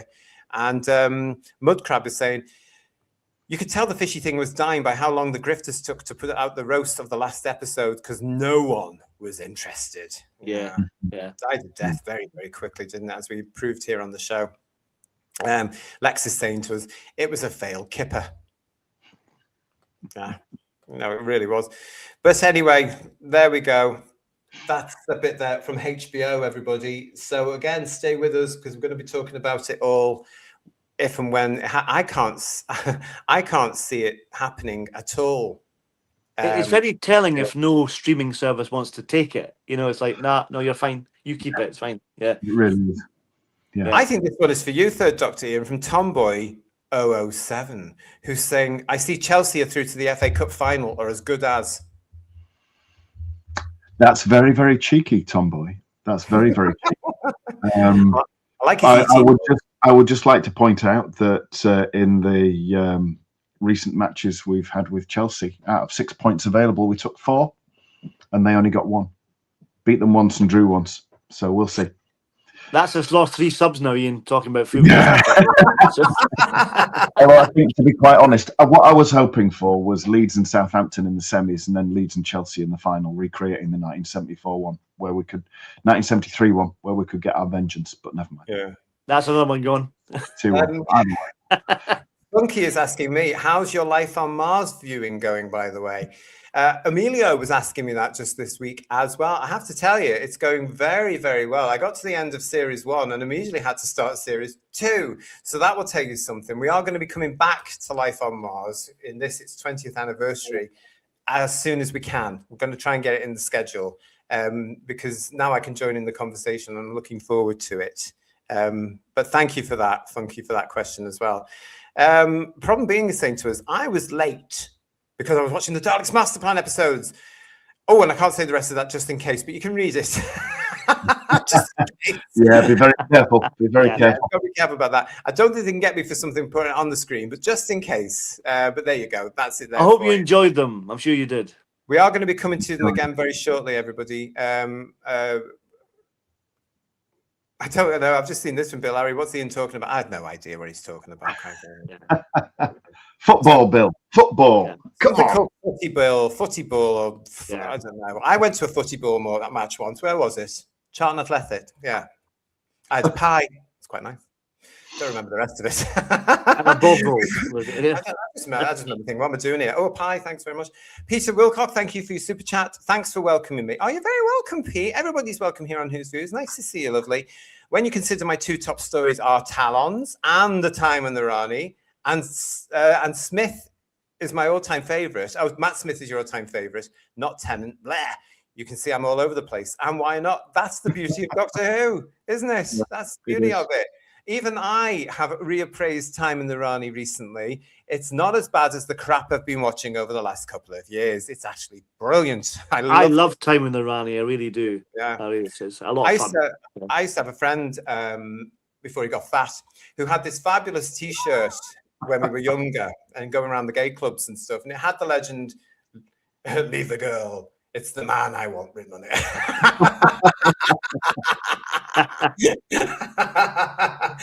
I used to love that. You can't get into it now, so there you go. Does that increase his pulling power? Did that work quite well for him? Did it? Well, it did actually, because we met a lot of Doctor Who fans that would come up and say, "I know where that line's from. Do you really like that episode?" It was great. Really good fun. Oh, happy days, the wilderness years. Lex Kane, thank you for your super chat, saying the Feast of Stephen for 2026. He's obsessed with the Feast of Stephen. He's obsessed, yeah. He's obsessed with it. It's not healthy, Lex, because it might never turn up. We might have to censor a line in it. There's one line that it's maybe a bit inappropriate, but it doesn't bother me, but it'll bother the BBC. But I won't mention it. Yeah, exactly. Yeah. Thanks for that, Real Geriatric. I know, I'm so excited. And Raymond Williams is with us as well. Nice to see you, Raymond. And Ezra Goldstein is with us as well. Hello to you. I hope you're fine. He wants to know, has there been any announcements about the Daleks Master Plan going to be on DVD or Blu-ray? There hasn't been any official announcements, but stay with us. Stay with us. I can't say anymore because I got into trouble. So stay with us. As soon as it is announced, we'll be here on the channel to talk about it. Okay. I'll tell you somebody else that's been talking, and he doesn't seem to be able to keep his mouth open. He goes through various phases, doesn't he, Mr. Eccleston, of being very, very quiet and then saying all sorts of stuff, doesn't he? Yeah. He must be needing some work or something. That's what's going on. He's trying to raise his profile, probably. Yeah. So. Yeah, maybe he needs Panto. Still there and relevant. I can't see Eccleston and Panto. What would that be like, honestly? Yeah. It would be like, forsooth. Yeah. Well, he could play Baron Hardup, couldn't he? Because he's got that sort of miserable doer quality about him. Yeah. Oh, he has, hasn't he? Yeah. Yeah, he has indeed. Well, you might have seen, you probably have heard that he was at another convention recently. And it came up in conversation that he would come back to, now bearing in mind that he is, in my terms, a champagne socialist, right? And he's always banging on about these things, isn't he? And the latest thing that he said is that there's never been, and he's right for the reboot in a sense, there's never been a woman running the gig. I don't think he's going to be aware of Verity Lambert, who started the bloody thing off, right? But from his point of view, he started it off with RTD, right? So he's looking at 20 years work here, isn't he, really? And it goes right through from him to Gatwa, right? Because he was over the moon when they cast Whittaker, of course, wasn't he? Because it was another tick box. Yeah. But now he's been going on about, as I'm sure you're aware, everybody, the fact that he has said that if a woman was in charge of Doctor Who now, he would come back. Do we want him back, quite frankly? But again, it's one of these things where I just think, oh, here we go. Because they have to see, oh, if it was a woman, it's not who's right for the job anymore. It has to be a woman. You know, there's no reason why it can't be a woman running Doctor Who. But she's got to understand what Doctor Who is, and she's got to be good, you know? Yeah. Because none of us are, I mean, even though they bang on about all this crap about us being odds and ists and phobes, we're not at all. We just want people who are going to treat the show properly and produce proper Doctor Who. Yeah. However, a Who's Views headline's favourite picked up on this story this week. Can you guess who it is, boys and girls? I bet you can. As a special Easter treat for you all, it's Asia, everybody, from the Woktro. Yay! Hooray! Is she still working now? I'm surprised. Yeah. Working? I say working. Yeah. Well, let's have a look at what she had to say about this, because she says this Doctor Who icon is right. We need a woman in charge. You can just see her going, oh my God, I've got a story. Anyway, she goes on like this. I mean, go on. Over 20 years after Christopher Eccleston exited Doctor Who, his one condition for returning has revealed a golden opportunity for the show and delighted fans in the process. Oh, she assumes so much. The Ninth Doctor left the BBC sci-fi series on troubled terms, previously declaring he would only reprise his role on the small screen if the BBC sacked showrunner RTD and executive producers Julie Gardner, Jane Tranter and Phil Collinson. He cited a breakdown in relationship with production and his unwillingness to get involved in these politics. Now, the actor, who is 62 now, boys and girls, has shared another reason he would step back into the TARDIS, and it has utterly warmed my left-wing heart. I made part of that up. Appearing on a spotlight panel at the C2E2 2026 Pop Culture Convention over the weekend, he said, "Here's the thing, Doctor Who's written for boys. There has never been a female showrunner of Doctor Who. So, my dream is this. There was a little girl who was, I don't know, 6, 7, 8 in 2005 when my series went out, and she gets the job and she asked me back. I'd go back like a shot." The leadership of the series so far has fallen to 3 white male bosses. She had to get that bit in there as well, didn't she? White male bosses, RTD, Moffat and Chibnall, who have each made their mark in their own way and whose work I have a lot of love for, quelle surprise. But as a female Whovian, oh, now look, everybody, she's now calling herself female, who was the 6-year-old that Eccleston's first season first hit the screens and fell in love with the show just a couple of years later. The idea that he wants a woman from my generation to helm the show makes me feel quite teary. Jesus. It's a trailblazing stance from an icon of the series. While I don't completely agree that the show is written for boys, bearing in mind that these people can't tell the difference between boys and girls, no. I consider myself a fan after watching my very first episode. I don't even remember feeling excluded by it. I want the next generation of girls to be welcomed into this magical, expansive world even more than I was.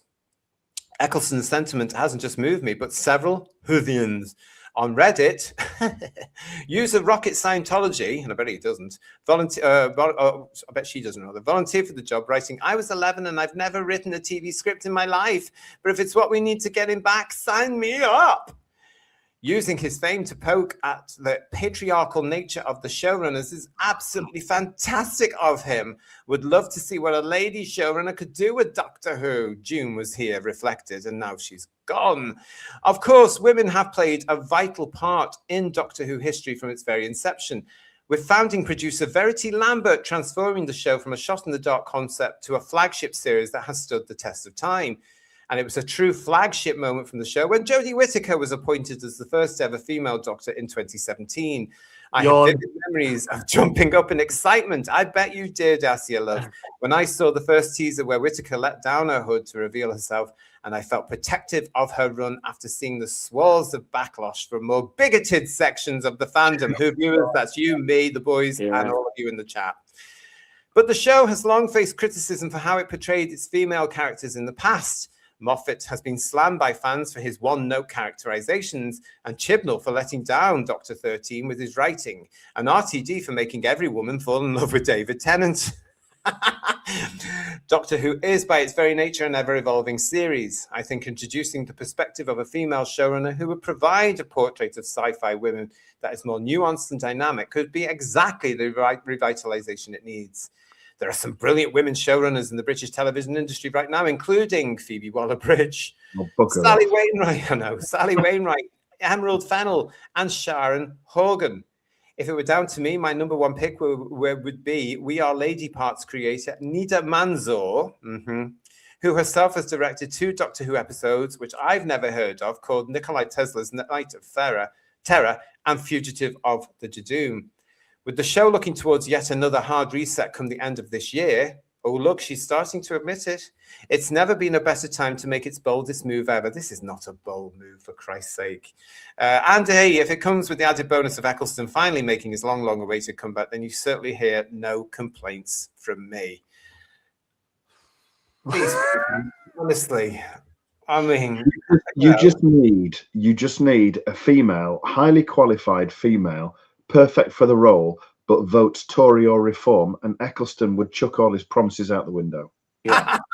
But it's interesting, this, isn't it? They want a female showrunner, and that's fine. I have no problem with that. Like we said before, Verity did a great job when she did it. Yeah. But now it has to qualify, though. It has to be a woman of colour, potentially, to make it work.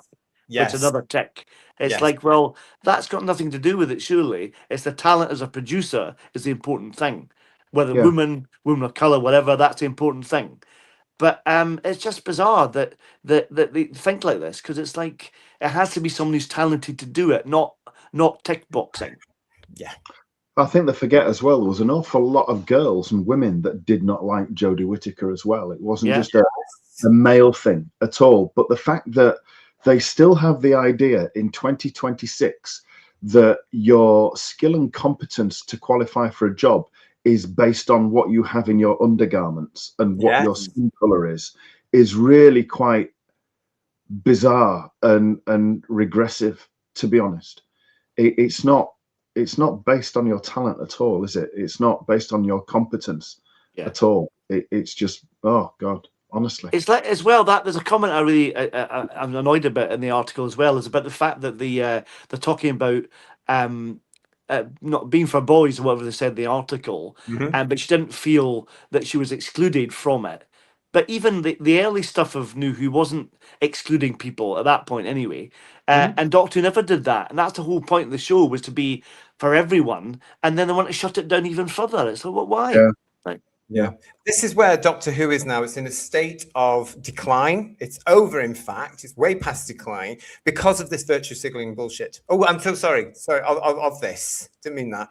It is because of this, isn't it? And it's because of people like her, these spoilt brats of a generation that have had everything handed to them. And it's always about, and I blame the adults around them for growing up and rearing this generation of spoilt brats, you know? And that they are so, and listen, Asya, if you're coming across these shows, I will continue to slag you off until you come on the show and start debating the whole LGBTQ cult issue, because you are a nonce, my darling. You are a nonce, and I've got no time for you, especially when you're bringing out articles like this, which puts Doctor Who in a bad way. And your rag is left on tubes and buses all around London. Don't forget that. And it's a free paper as well. So it's not worth the paper it's printed on.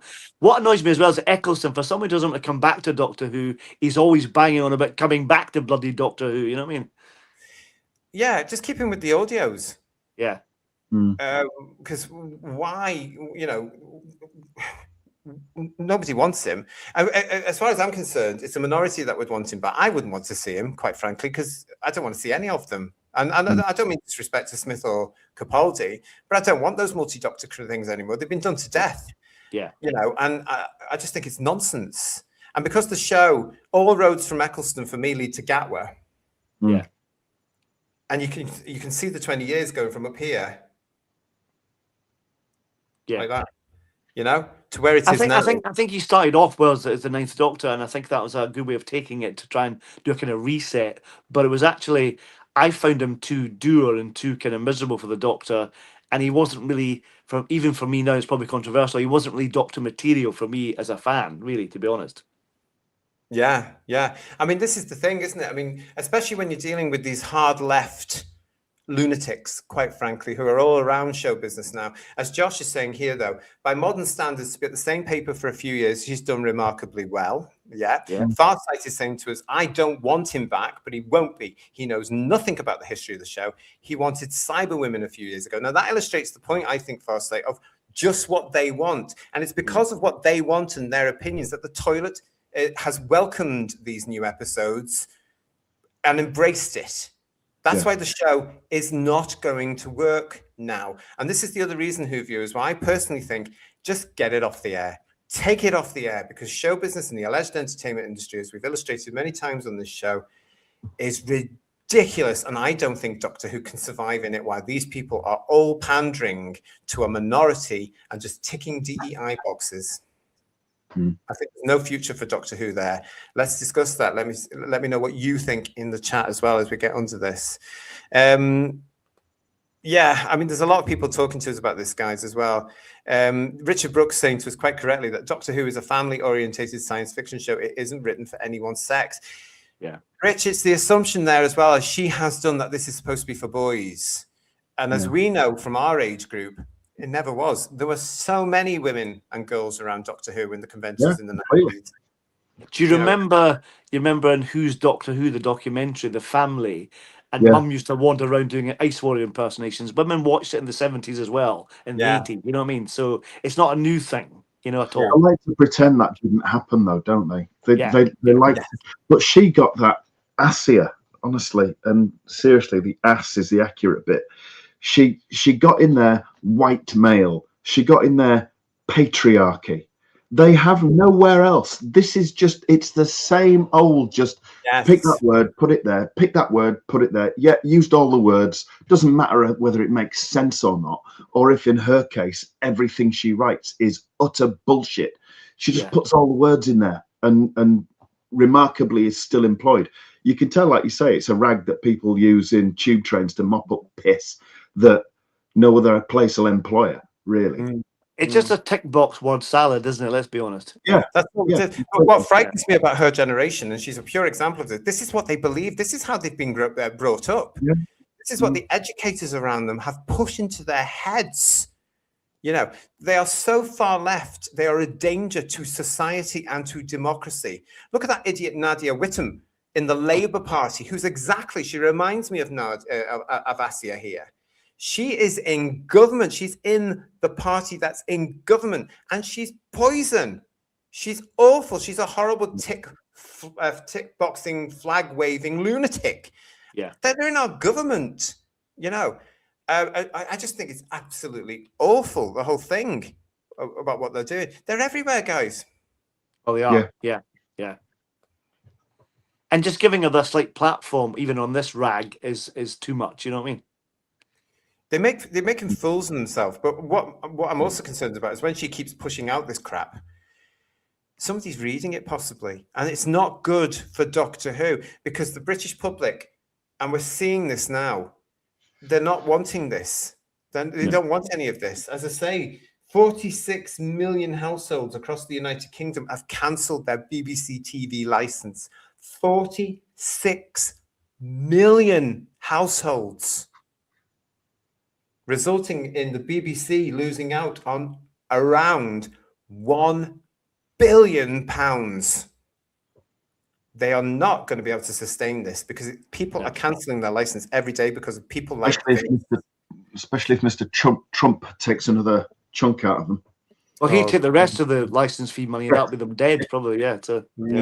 The fact is, as well, we won't admit. I mean, we've reported on Asia for quite some time. It must be a couple of years now, because she's just so entertaining and not in the way that she wants to be.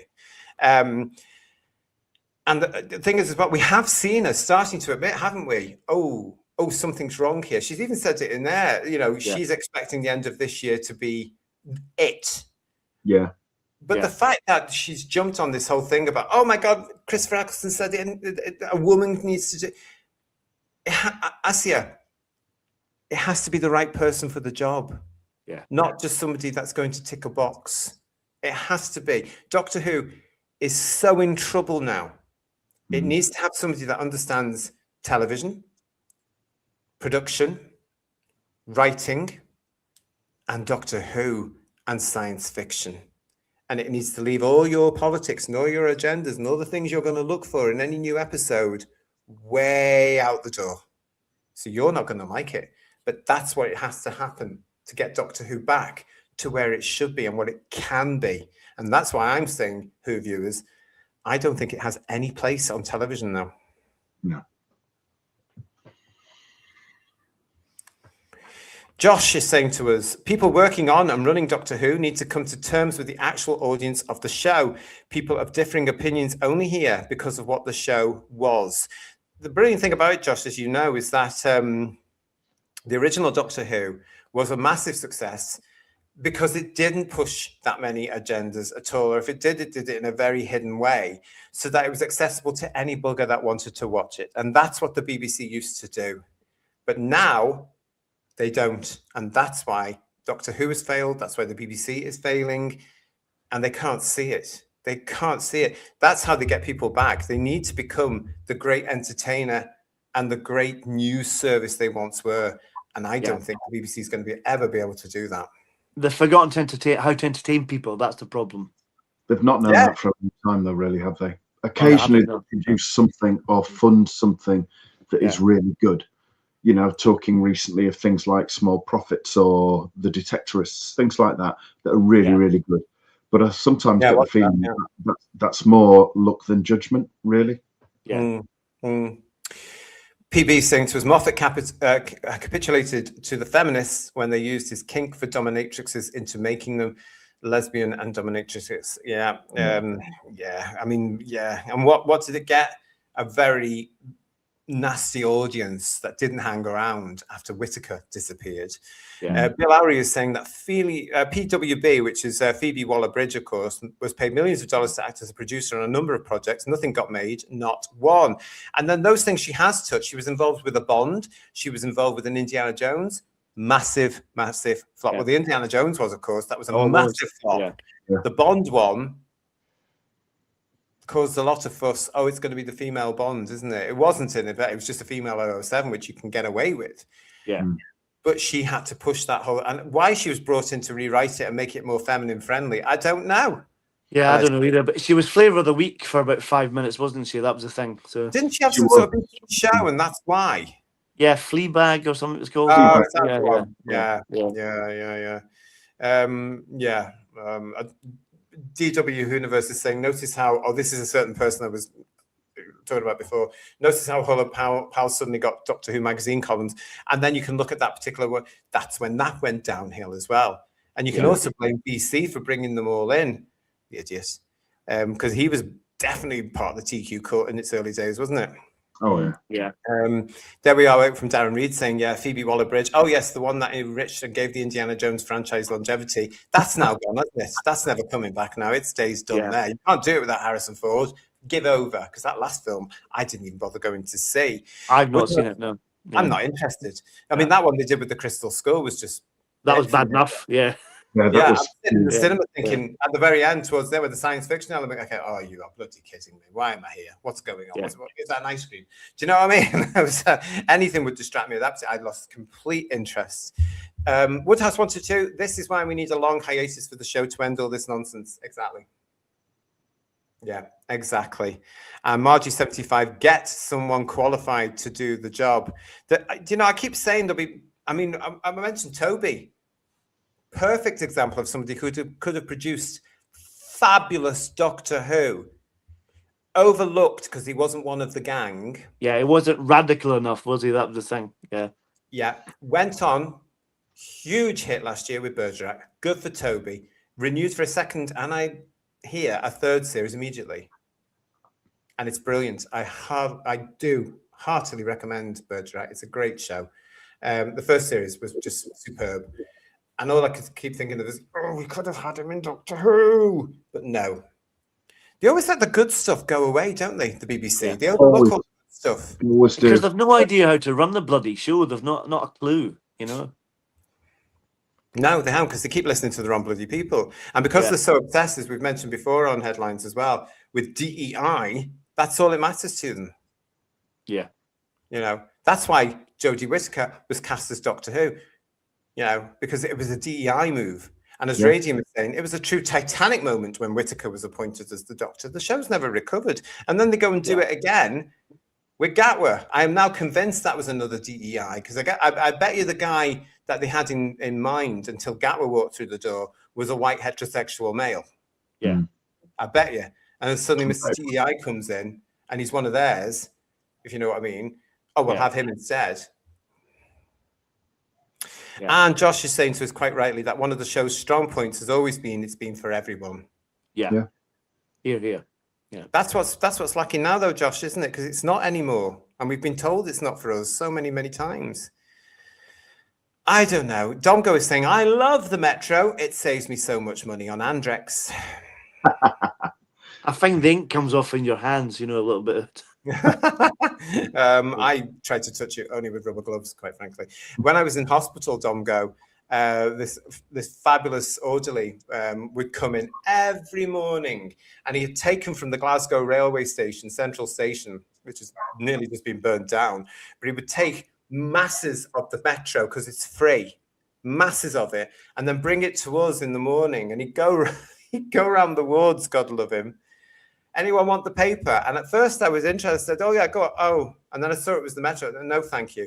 And the poor fellow would bring in all these papers every morning when he was on shift, and not one of us really wanted them.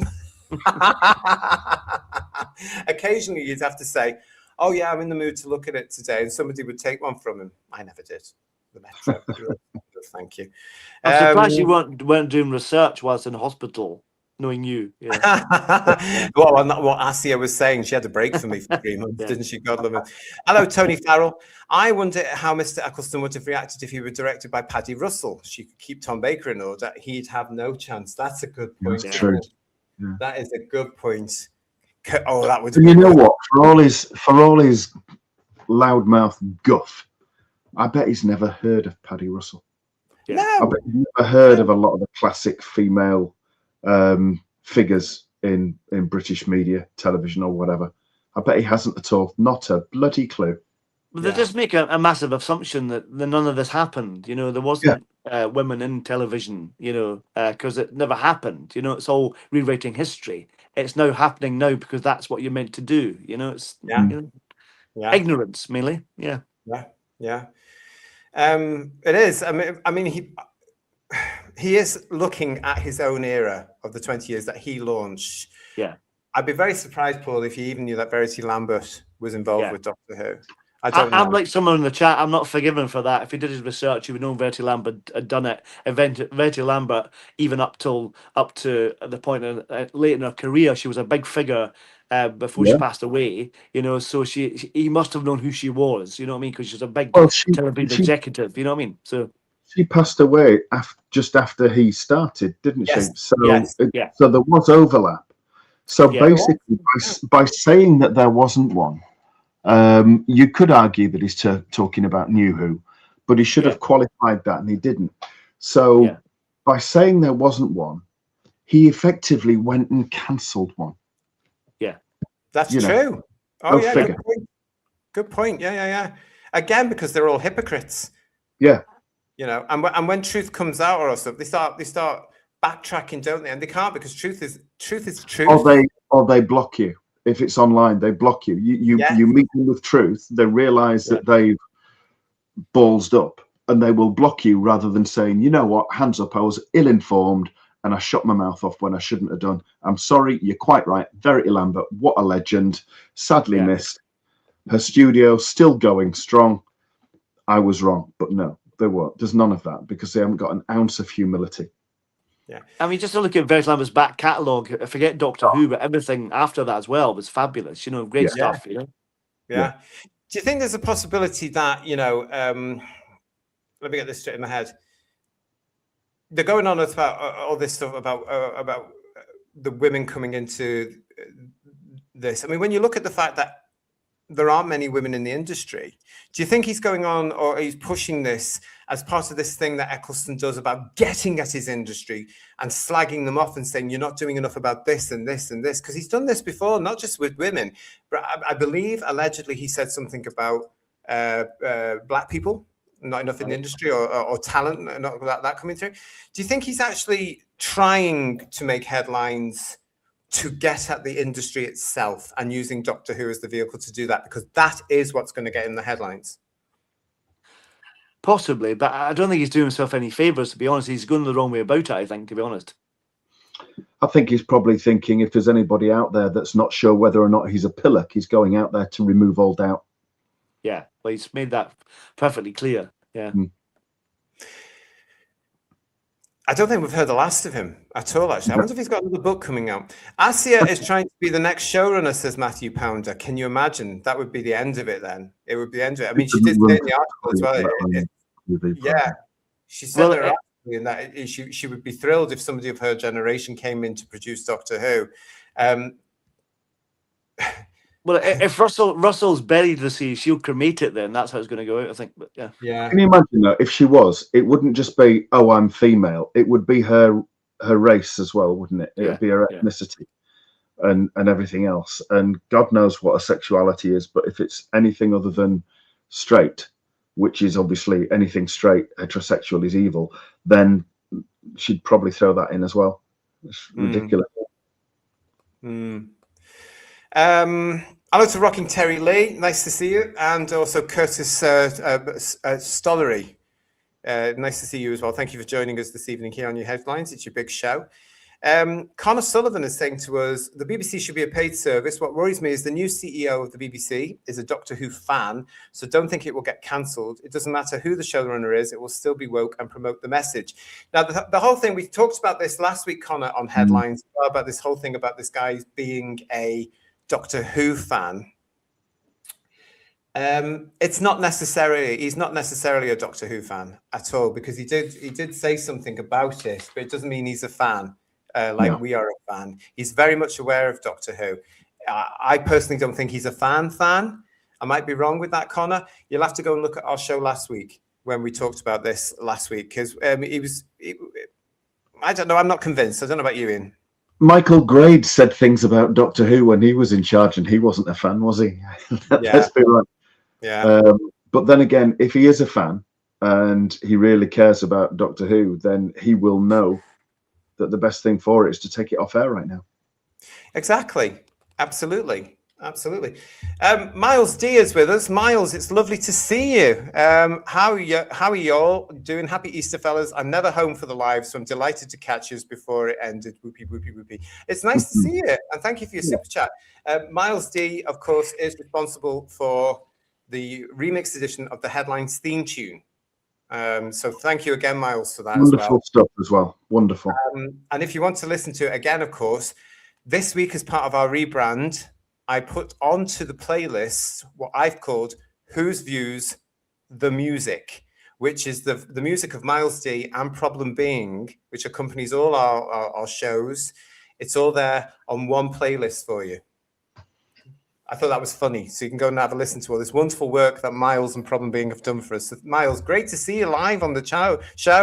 I hope everything's going well for you. Thank you. Quality work. Yeah. Paul, how you doing? You're on silent, mate. Can you hear us? There you go. I can hear you now. So having a bit of technical difficulty. I do apologise. No, it's good. You're with us now. You're okay.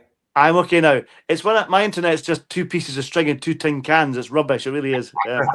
Well, we're just saying we've got Miles D and Problem Being in the audience with us tonight in the live chat. So please, who viewers, give them a bit of love and tell them how much you love the music they've given. And I'm going to give you a bit of a sneak preview. And I'm not going to tell you too much about it. But there's another one coming.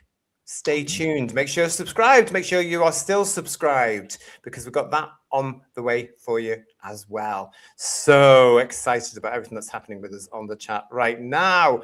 So anyway, that was Asia, our favorite, of course, from the Woke Show, talking more absolute nonsense and just showing how concerning her generation are. They could be running the country one day. God help us. Bloody hell. Well, they might be in charge of it, but somehow I don't think they'd be running it. I think it would be an absolute shit show. Do you know, more so than now, and that's saying something. I never thought to say this, Ian, but I just hope the private schools are churning out fantastically clever kids who are going to run the country instead of this lot, because otherwise we are going to be in more trouble than we're in now.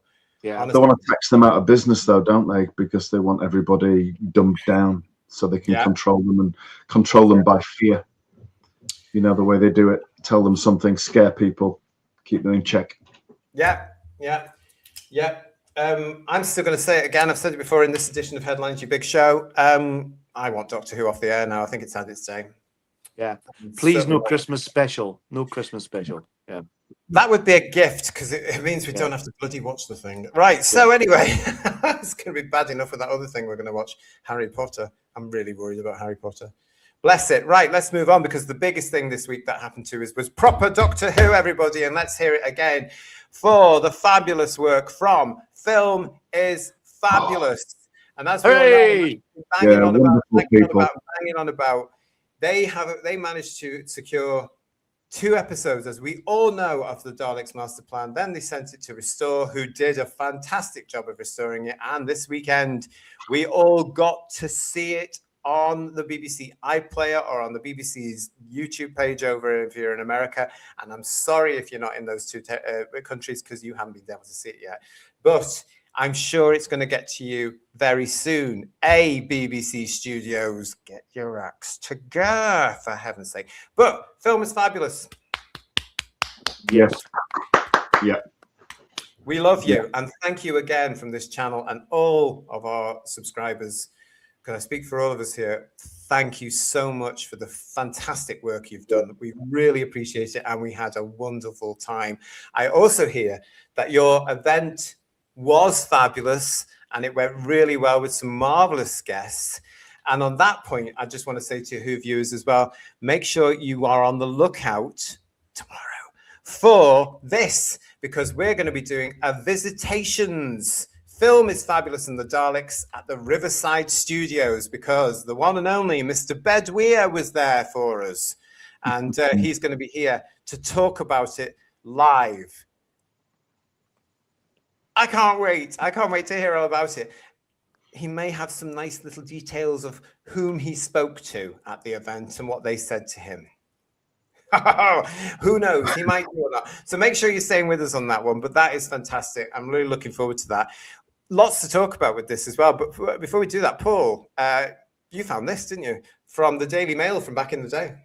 Yeah, I actually found this on Facebook. I can't remember who posted it, but it made me laugh because I thought when I sent it to you, they're not really bald people. They had to shave. I'm so disappointed. They're not two balds. Yeah, that's not very good representation of bald it's people. It's not, is it? No, it's not. It's terrible. You have to shave your Only head. That's bald ridiculous. people should play bald people. Exactly, Ian. Yeah. Exactly. Yeah. What went wrong there? I don't know. Absolutely shocking stuff there. But it's lovely when you see these old things crop up, isn't it? It's just fantastic. Yeah. They've managed to find them all from libraries or people's collections and stuff. But I thought that was really, really funny. I also want to say thank you to somebody that I know is in the chat for mentioning us, because Ian, you found this particular one. This is from X, and this is Philip Morris, who I'm sure you all know, who said Twice Upon a Time by Stephen Moffat portrayed the first Doctor as a racist, misogynistic man. As can be seen in The Real Deal, Dalek's master plan, he is no such thing. Well, here for that.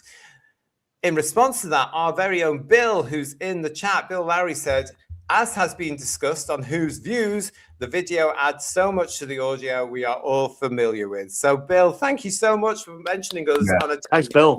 Thank you, Bill. Nice one. Good stuff there. I'm always very pleased when our Who viewers get in there and say, oi, Who's Views are doing that, or they've done that, or what you're talking about, Who's Views are saying that. Thank you so much for all your support, everybody. It's great to see. It all helps, doesn't it? Yeah. I also want to say thanks to Lex, because Lex, just before the show, gave us this detail. This has come from BBC Studios YouTube channels over there in the States, which Lex has access to. And as you can see just before the show, Daleks Master Plan episode 1 over there alone on the YouTube channel, 15K views. Oh, fantastic.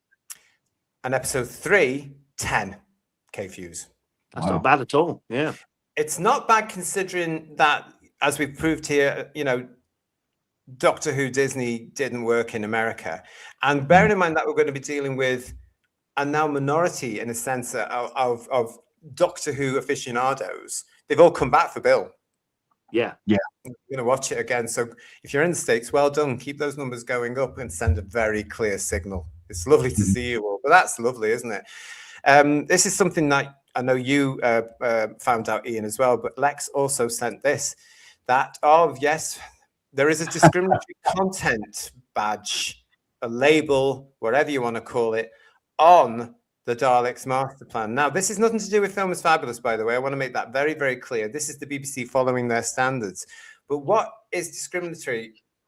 Are they worried about Mavic Chen? There was some discriminatory language referring to Varga plants. I don't think they got proper representation. They were set up in Mission to the Unknown, and then they were pushed to one side. It was very offensive to Varga plants. Well, we've just been talking about the bald issue. I'm really upset about that. I'm really upset about it too. Yeah. I'm going to be writing. This is all real. This, I'm telling you, and it looks fabulous.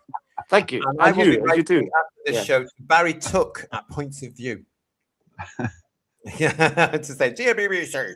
But yeah. It's pretty ridiculous. The BBC had to do that, though, didn't they? Because to be honest, you could probably watch them, and the majority of people that watch these things will see them for what they are, for the context that they are, and for the era that they were produced. And they aren't going to think, oh, I think I'll write in and complain about something 60 years ago. Because let's face it, the people who produced it are all gone.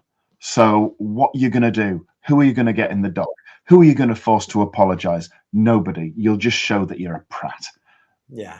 The thing about this is, if it is to do with Mavic Chen, because he is meant to be, well, the name Mavic Chen makes him sound like he may be Chinese, but he's not Chinese, is he? So, I'm just concerned about the fact: is he meant to be blacked up? Is that what the problem is? Is that what they're referring to? I don't think he. I mean, I don't think he is, because it would be in the darker makeup. I think he's probably supposed to be some sort of orange or blue or something like that.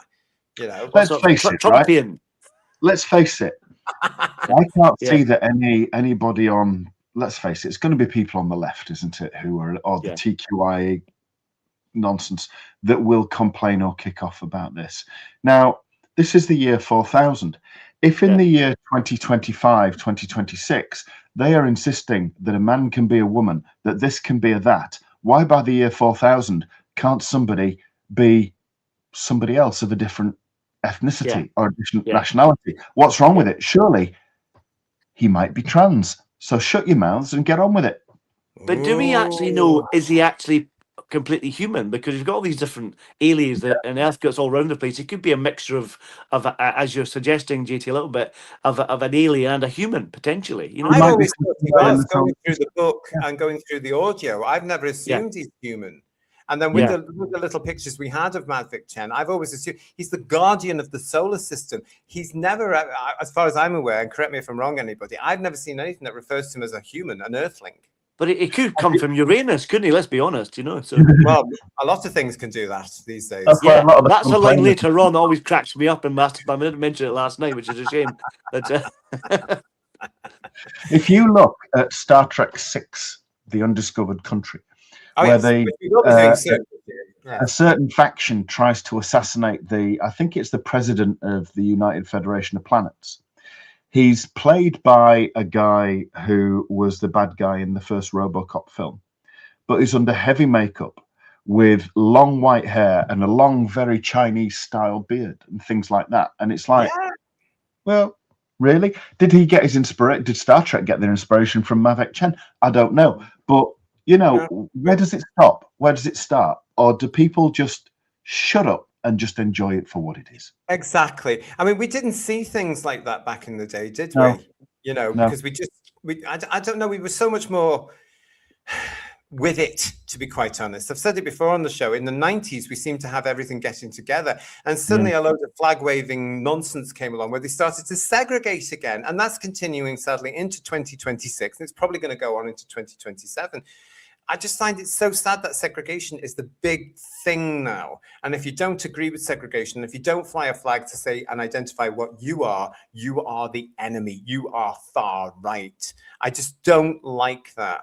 And I think this whole thing now, I think the BBC are covering its own ass here by saying, oh, look, this is here. But as John Roberts is saying to us, whomever was watching these shows are not going to be offended by its content. No, and we're about to go out and buy it on bloody commercial releases for the huge prices they're going to charge for it.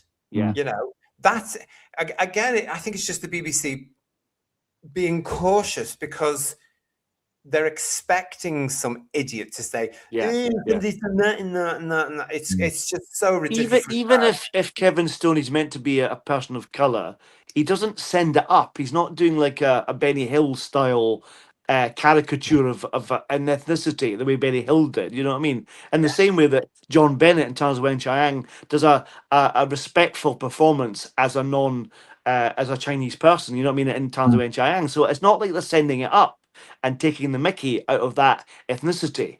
So I think it's passable, I think, you know what I mean?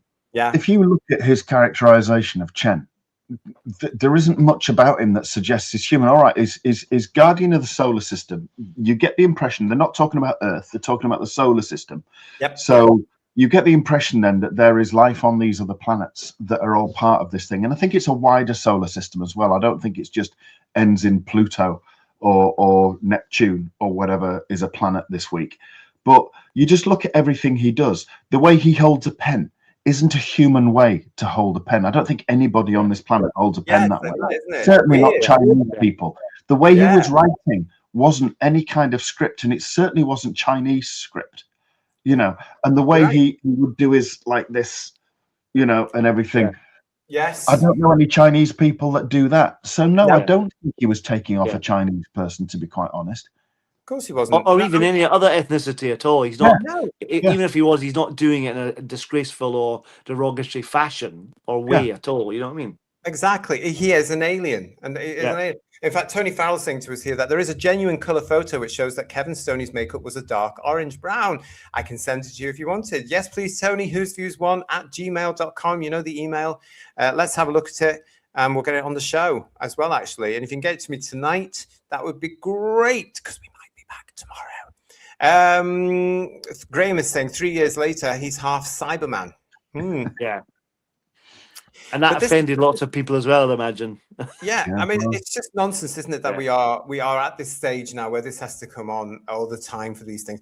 Anything that's done pre-2007 has to have some sort of health warning on it in case somebody is offended. What I would say to the minority that is offended: shut up, stay at home, lock yourselves in, don't watch the telly, don't buy any physical media, and keep the rest of us happy. You know, I mean, look what happened recently. What was it? Because my memory is shocking, as you know now. I was quite outraged about this. What was it the other day where it was the repair shop with the Bob Bunkhouse stuff. Oh, God, yeah. One BBC employee complained about brilliant jokes from the genius that was Bob Monkhouse, and they've scrapped the whole thing about repairing the Bob Monkhouse joke diaries, which are a massively important part of British humour history. It's up there with the Doddy diary, the Doddy work, Ken Dodd's work. One of the gags I told my wife, and she laughed uproariously with the fact the gag is about my wife. I'm not saying my wife is a terrible cook, but she uses the smoke alarm as a timer. Yes. And she laughed about that, and it's a wonderful gag. It's hilarious. You know, it's not offensive at all. It's just stupid. You know, it's like the problem with these people is it's, you know, as we all know, offense is taken, so it's a choice. You know, you choose to be offended, but these people that are offended, they could just not listen or not watch. But what they want to do is assert power and stop you being able to watch. Yes, exactly. And that's the thing. That's where they think that their rights trump your rights, and they don't, because everything's also at the same time supposed to be equal, which we know it isn't. But the fact that the BBC pulled that Bob Monkhouse thing because of one idiot BBC employee.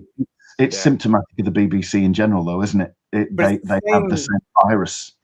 It's the same sort of thing, Ian, as when RTD comes out, as he did in 2023, saying, I felt, as did others on the production team, that Davros can't be shown as Davros anymore because that's offensive.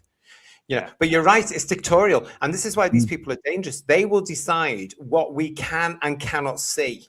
That's where we nearly got to. That's where we could go to again with these lunatics. And that's why in 2020, during the coup, I spent a small fortune buying every piece of comedy on DVD I could, because I was terrified that they were going to ban it all. Because at one point it looked like we'd never be able to get anything again. So I spent a small fortune on Morecambe and Wise, Dick Emery, Little and Large, Kenny, as much as I possibly, Abfab, Gimme, all these beautiful things. Father Ted, I spent a full fortune. My comedy collection is now fantastic, you know, because I thought they're genuinely going to get all this stuff burnt, because they were burning books at the time, specifically Rowling's. Do you remember this bloody? Oh God, I mean, really, you know, burning books. When did you see that? In the early 1930s.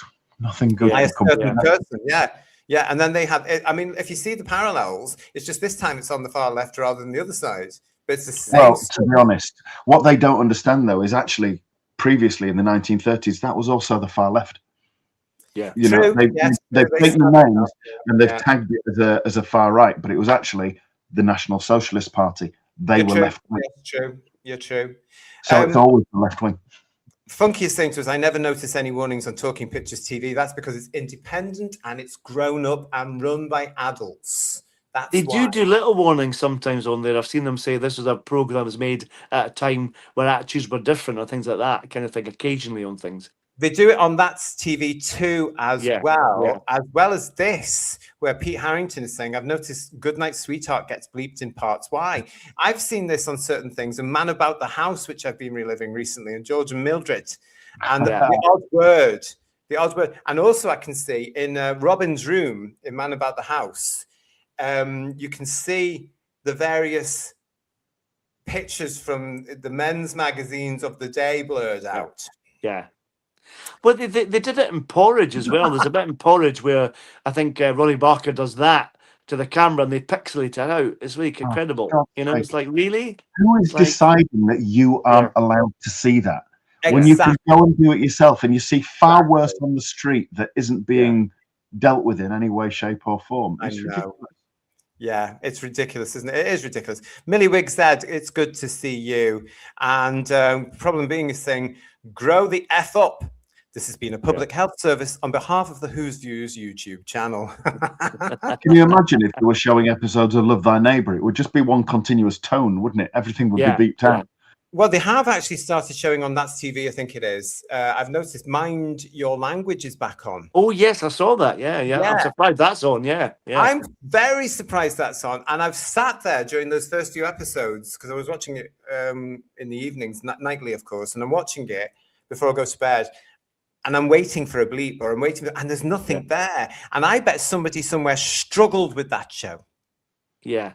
But because they're all actually, apart from a couple, the actors are of what they are supposed to be for the character, there's not much they can do about it. Because those actors are willingly playing up to some sort of old-fashioned stereotype. And admittedly, some of it is stereotypical and some of it isn't that funny today, but a lot of it is. Yeah. You know what I mean? Best thing about that show for me, though, is the bloody theme tune. Which I can't sing, which I was about to. I don't know. If there's a trigger warning, says Kevin Taylor, I take that as a recommendation. Yeah! Absolutely. You could actually look at it like that, couldn't you? It's true. I think the bizarre thing about it is there's so many Doctor Who's of the 60s that have done things like this. And you just have to really, I've said before, accept it.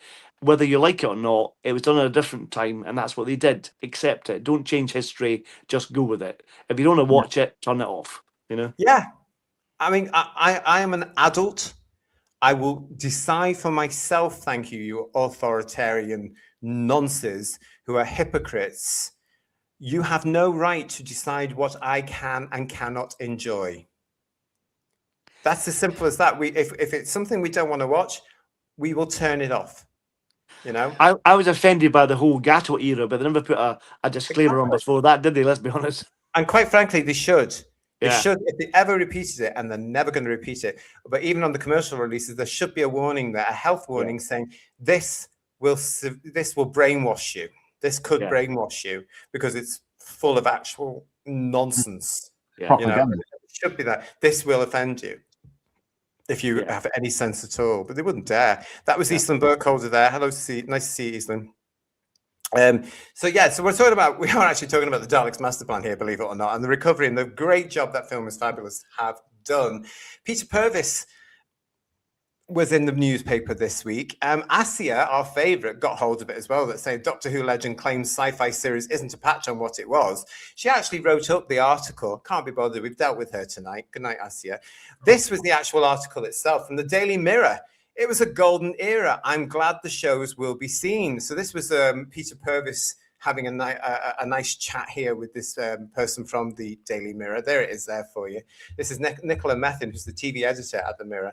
She went to talk to him. But there is a part of it there where it does say that Peter is less impressed with the modern version of Doctor Who. And he's quoted as saying, I mean, the whole thing has become so technical and I don't think it's a patch on what it was. That's it. That's all he says. That's it. It did capture the imaginations of some of the Who fans who don't like it being criticized, even though it's utter shite, And I can understand Peter's point of view coming from the era of proper television. And let's face it, Mr. Purvis is a legend of television broadcasting. Yeah. He knows what he's talking about. mean, Yeah. God knows, what was it, 14 years on Blue Peter? Then he did the Crufts. He did all this other stuff as well. He did a lot of local reporting. He knows what he's talking about. He's in the same boat as us. We look at the current Doctor Who like this. Yeah. You just can't believe what you're watching. It's not a patch on these 2 William Hartnell episodes. Not at all. No, this Master Plan episodes are head and shoulders about any of that crap. I mean, it's so good. It really is. I know we're biased, but it is so good. It's proper telly. Yeah. And proper Doctor Who, recognisable Doctor Who, and great sci-fi Yeah. in the early stages of Doctor Who's life. This is series 3 we're talking about here. Yeah, series 3. Yeah. And on a minimal budget with minimal time in a tiny studio, and they still produced absolute gems with some, for the time, pretty good effects. We mentioned it last night, but that in episode 3 where they're looking out and they can see those people coming towards them with torches. Oh my God, I still don't know how they did that. It's amazing. Yeah. And these are the lovely nuances you miss just listening to it on the audio, because it just shows great imagination and an initiative on the production team's part. It really does. It's lovely. It does. It really does. Well, there was this as well that came out this week as well from the bbc.co.uk. Finding Doctor Who, Peter Purves explores recovered episodes of the Dalek Master Plan. In March 2026, it was announced that 2 episodes of the 1960s Doctor Who story, The Daleks Master Plan, which were previously missing, have been found by the charity Film is Fabulous. Ahead of the episodes being released on the iPlayer, BBC Archive spoke to Peter Purves, who played the Doctor's companion Stephen Taylor, about the story, the missing episodes of Doctor Who, and the tantalising glimpses that they'd left behind in the archive. So that's pretty good, isn't it? It's a nice way to start that off. The story goes on to say there were many things found by Film is Fabulous, says Peter, and it seems that the one that's caught the most interest to anyone are the Doctor Who episodes. I'd lost hope that any would be found. Maybe the interest caused by the fact that this was discovered may persuade 1 or 2 other collectors to say, I wonder, I might have some of that. Oh, I think I might have seen that. When Mark Ayres came to me in about 1999 and suggested that we do the audios and as a commentary to cover the visuals, that was my first real delving back into Doctor Who. I'd forgotten about it mostly, and many of the episodes I thought, oh gosh, I'd forgotten I'd done that. Some of them I had no recollection of whatsoever, but to have that recovery of the soundtracks of something which I seriously had forgotten about really was fascinating. There were 108 missing in total in 2009, of which 30-something were mine. I did 46 episodes. They have found 13 more since we did that. They found the 1 episode of mine, which was from Galaxy 4. But the fact that we've got 2 out of nowhere is really tremendous. I got letters on Blue Peter, and I was amazed that people recognized me from that. I don't see why they shouldn't have recognized me, but I was surprised. It was quite nice to talk about. 6 years after we actually made it, and it still existed. What happened to it in the meantime? Now it's 60 years almost to the day when we first did the Dalek Master Plan, but here we are still talking about something which was very popular children's entertainment from the mid-1960s. And it's the story of the day. Dougie, director Douglas Camfield, did some wonderful direction on the Daleks Master Plan. And that 3rd episode, I think, shows it very well. He wasn't interested in anything peripheral. Everything that was important happened on the close part of the screen. The Daleks occupied the entire screen and the camera moved amongst them. He liked to get into the scene. He was a very clever director. Working with Bill Hartnell was always very pleasurable. He wanted to get it right. He made his mistakes. It didn't happen often, but it did happen occasionally. Luckily, we were all concentrated very hard because we were all in the same boat. This recording was what was going out. So whatever we did, if we did something wrong, that was going out. So you didn't want that to happen. Jean Marsh, lovely lady. Everyone thought that she would be continuing in the program as the new companion. But, of course, she had other work to do. So she became dust. That's a spoiler for episode 12. But she was great to work with, and she was so funny. When Peter Butterworth came back for his episodes, together with Bill and Jean, we had a few laughs. I can remember Jean being almost ordered out of the studio by the Doctor Who producer, John Wiles, because we were in hysteric as something that had happened. It was a good serial to do, lots of action in it. It was a good story. I was very happy to be in it. I'm very happy that Film is Fabulous have turned up these episodes, and I can't wait to see 1, 2, and 3 together. So we'll see them in order, and that's just lovely. He's really made a point there, hasn't he, Mr. Purvis? I'm so happy for him as well as us, because he's shared the experience with all of us after all these years, and what a thrill it must have been to see his younger self on screen. And I think he's a really underrated companion, Stephen. He really is. And I think he follows on from William Russell really well. And I think he works great with Hartnell, particularly. And he's such a strong male character in it. And he's actually a really bloody good actor as well, I think, Peter Purvis. The reason is because we didn't see his episodes. That's why he's underrated as a companion, just like Katerina. Yeah. I think it was a 10th anniversary special that described him when he first joined as the argumentative Stephen. And because he was nothing to see, I just always assumed he was a bit of a stroppy git. But you know what? He really grows on you over the time. And I love and listened to it recently, but I loved the audio of Dalek Master Plan and the other ones that is narrated as well. But I think it's worthwhile saying again, just for the record, you know, if we're ever so lucky to have anybody from Film is Fabulous watching us, which would be great, that it was absolutely shameful on the BBC not to do a credit for them at the end of those episodes. I don't think for a second Film is Fabulous would have asked for that, but I think it would have been the right thing to do. A single freeze frame, at the end, just you know, as the title sequence finishes, not in the middle of it, don't cut into it, just at the end of the episode, the end of the titles, with thanks to. It would have been the decent thing to do, and it just underlined what the BBC are like. I would also still like to see whether it be straight for their YouTube, because we know they're doing stuff for the BBC is doing stuff for their YouTube channel. I'd like to see a documentary about Film is Fabulous. Yeah. From the BBC as a thing. And the options of people to donate to them as well. Well, no doubt that we'll have to pay for it because it'll be on the Blu-ray set that comes out, whatever's coming out, as a you know, a physical media thing, you know. Yeah, but that's the thing the BBC used to do. They would have saw that and seen the potential in the show there to say, "Oh, fabulous! You're a charity that do all this. That's a great documentary." BBC One, BBC Four, wherever you want to put it. Probably Four because it's the arty one. But people actually seem to watch BBC Four. It seems to get same sort of viewing figures as BBC One, and then onto your YouTube, then onto your iPlayer, make it worldwide, really push that. That's a nice thank you to Film is Fabulous for doing the work that you lot obviously aren't doing. It's also a good way to publicize.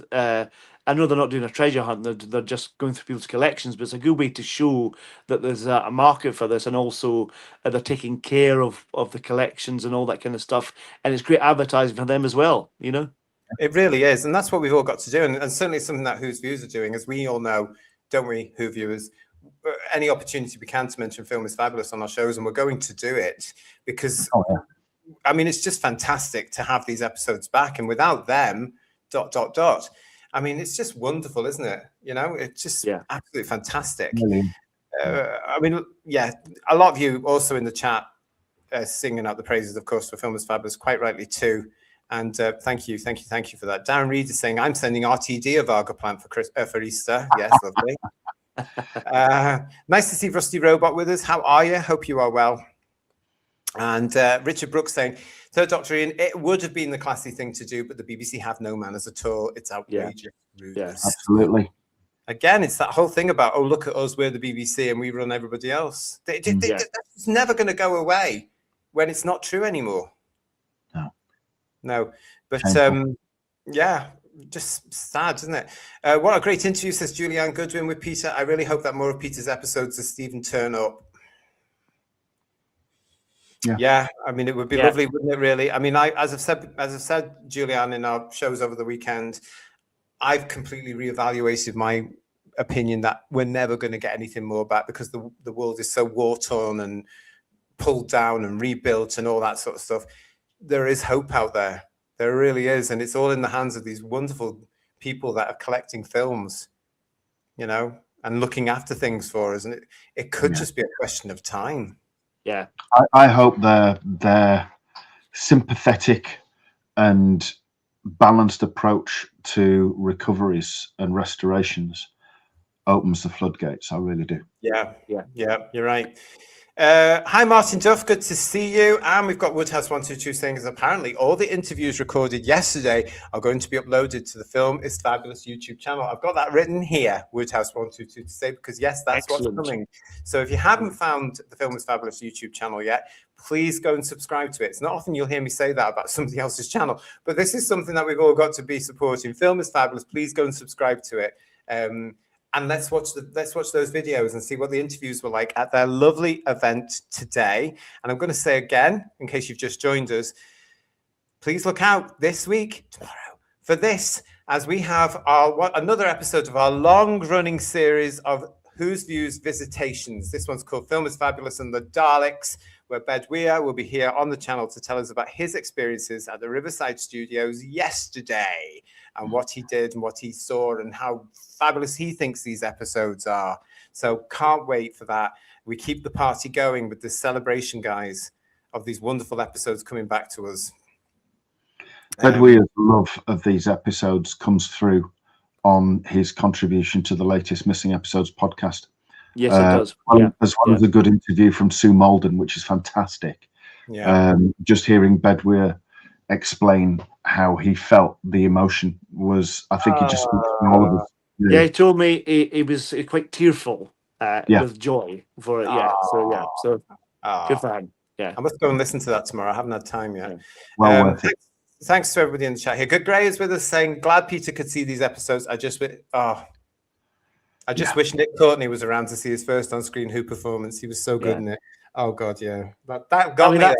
For us, that's another great bonus as well, isn't it? That he's in these as well. That Nick's in it, that got me there. Good, Gray. Thank you for that. For those of us that were around and were lucky enough to meet Nick on several occasions, yeah, he would have loved that. He would have loved this. He would have made a real fuss of it. I don't know. Wonderful. Thank you. What was I going to say? Yeah, I mean, it's brilliant, isn't it? It's absolutely brilliant, all this sort of stuff. We've had a great time looking at these episodes and sharing the experience with you all.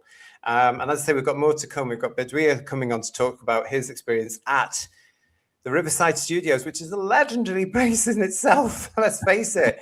Absolutely fantastic place. So yes, come and join us for that. Siegel's saying to us, Nick Courtney, splendid chap, both of him. And Richard Brooks, Nick was a gent and a fine chap. Oh, he was just lovely. It really was. Absolutely amazing. He was old school gentleman, but he was a gentleman, a proper gentleman. Gentlemen, Third Doctor Ian, Paul, another great show. Thank you for joining me. You're welcome. Thoroughly enjoyed it. Sorry about the technical hitches, but I'm over 50. Yeah. These things, we are live and we are British. We can deal with it. Yeah. Thank you, everybody in the chat, for joining us for your big show here on Sunday, Easter Sunday, everybody. Again, happy Easter, happy Passover. I hope you've had a lovely day. I hope you can have a lovely weekend. If you are off tomorrow for Easter Bank Holiday Monday, have a fantastic day. If you've got to go to work tomorrow on the bank holiday, well, have a fantastic day as well. We'll be back. Scheduled show with Bedweer Visitations tomorrow night as we keep the party going. So fingers crossed he's able to make that. Keep an eye on the channel because I will drop that as soon as I can. But he is coming to talk about it as we do another Visitations. Very excited to hear all about it. I can't wait. The excitement's still going on, everybody. From Third Doctor Ian and from Paul and from me, have a great rest of the night. Have a great day tomorrow, and we'll see you very, very soon. Don't forget to subscribe. If you've already subscribed, please make sure you are still subscribed. Give us a thumbs up. Give us a hype. Share the show. Put the word out. Thank you. Until we see you again on the channel very soon. Ta-ra, everybody. See you later. Good night, everyone. Bye-bye.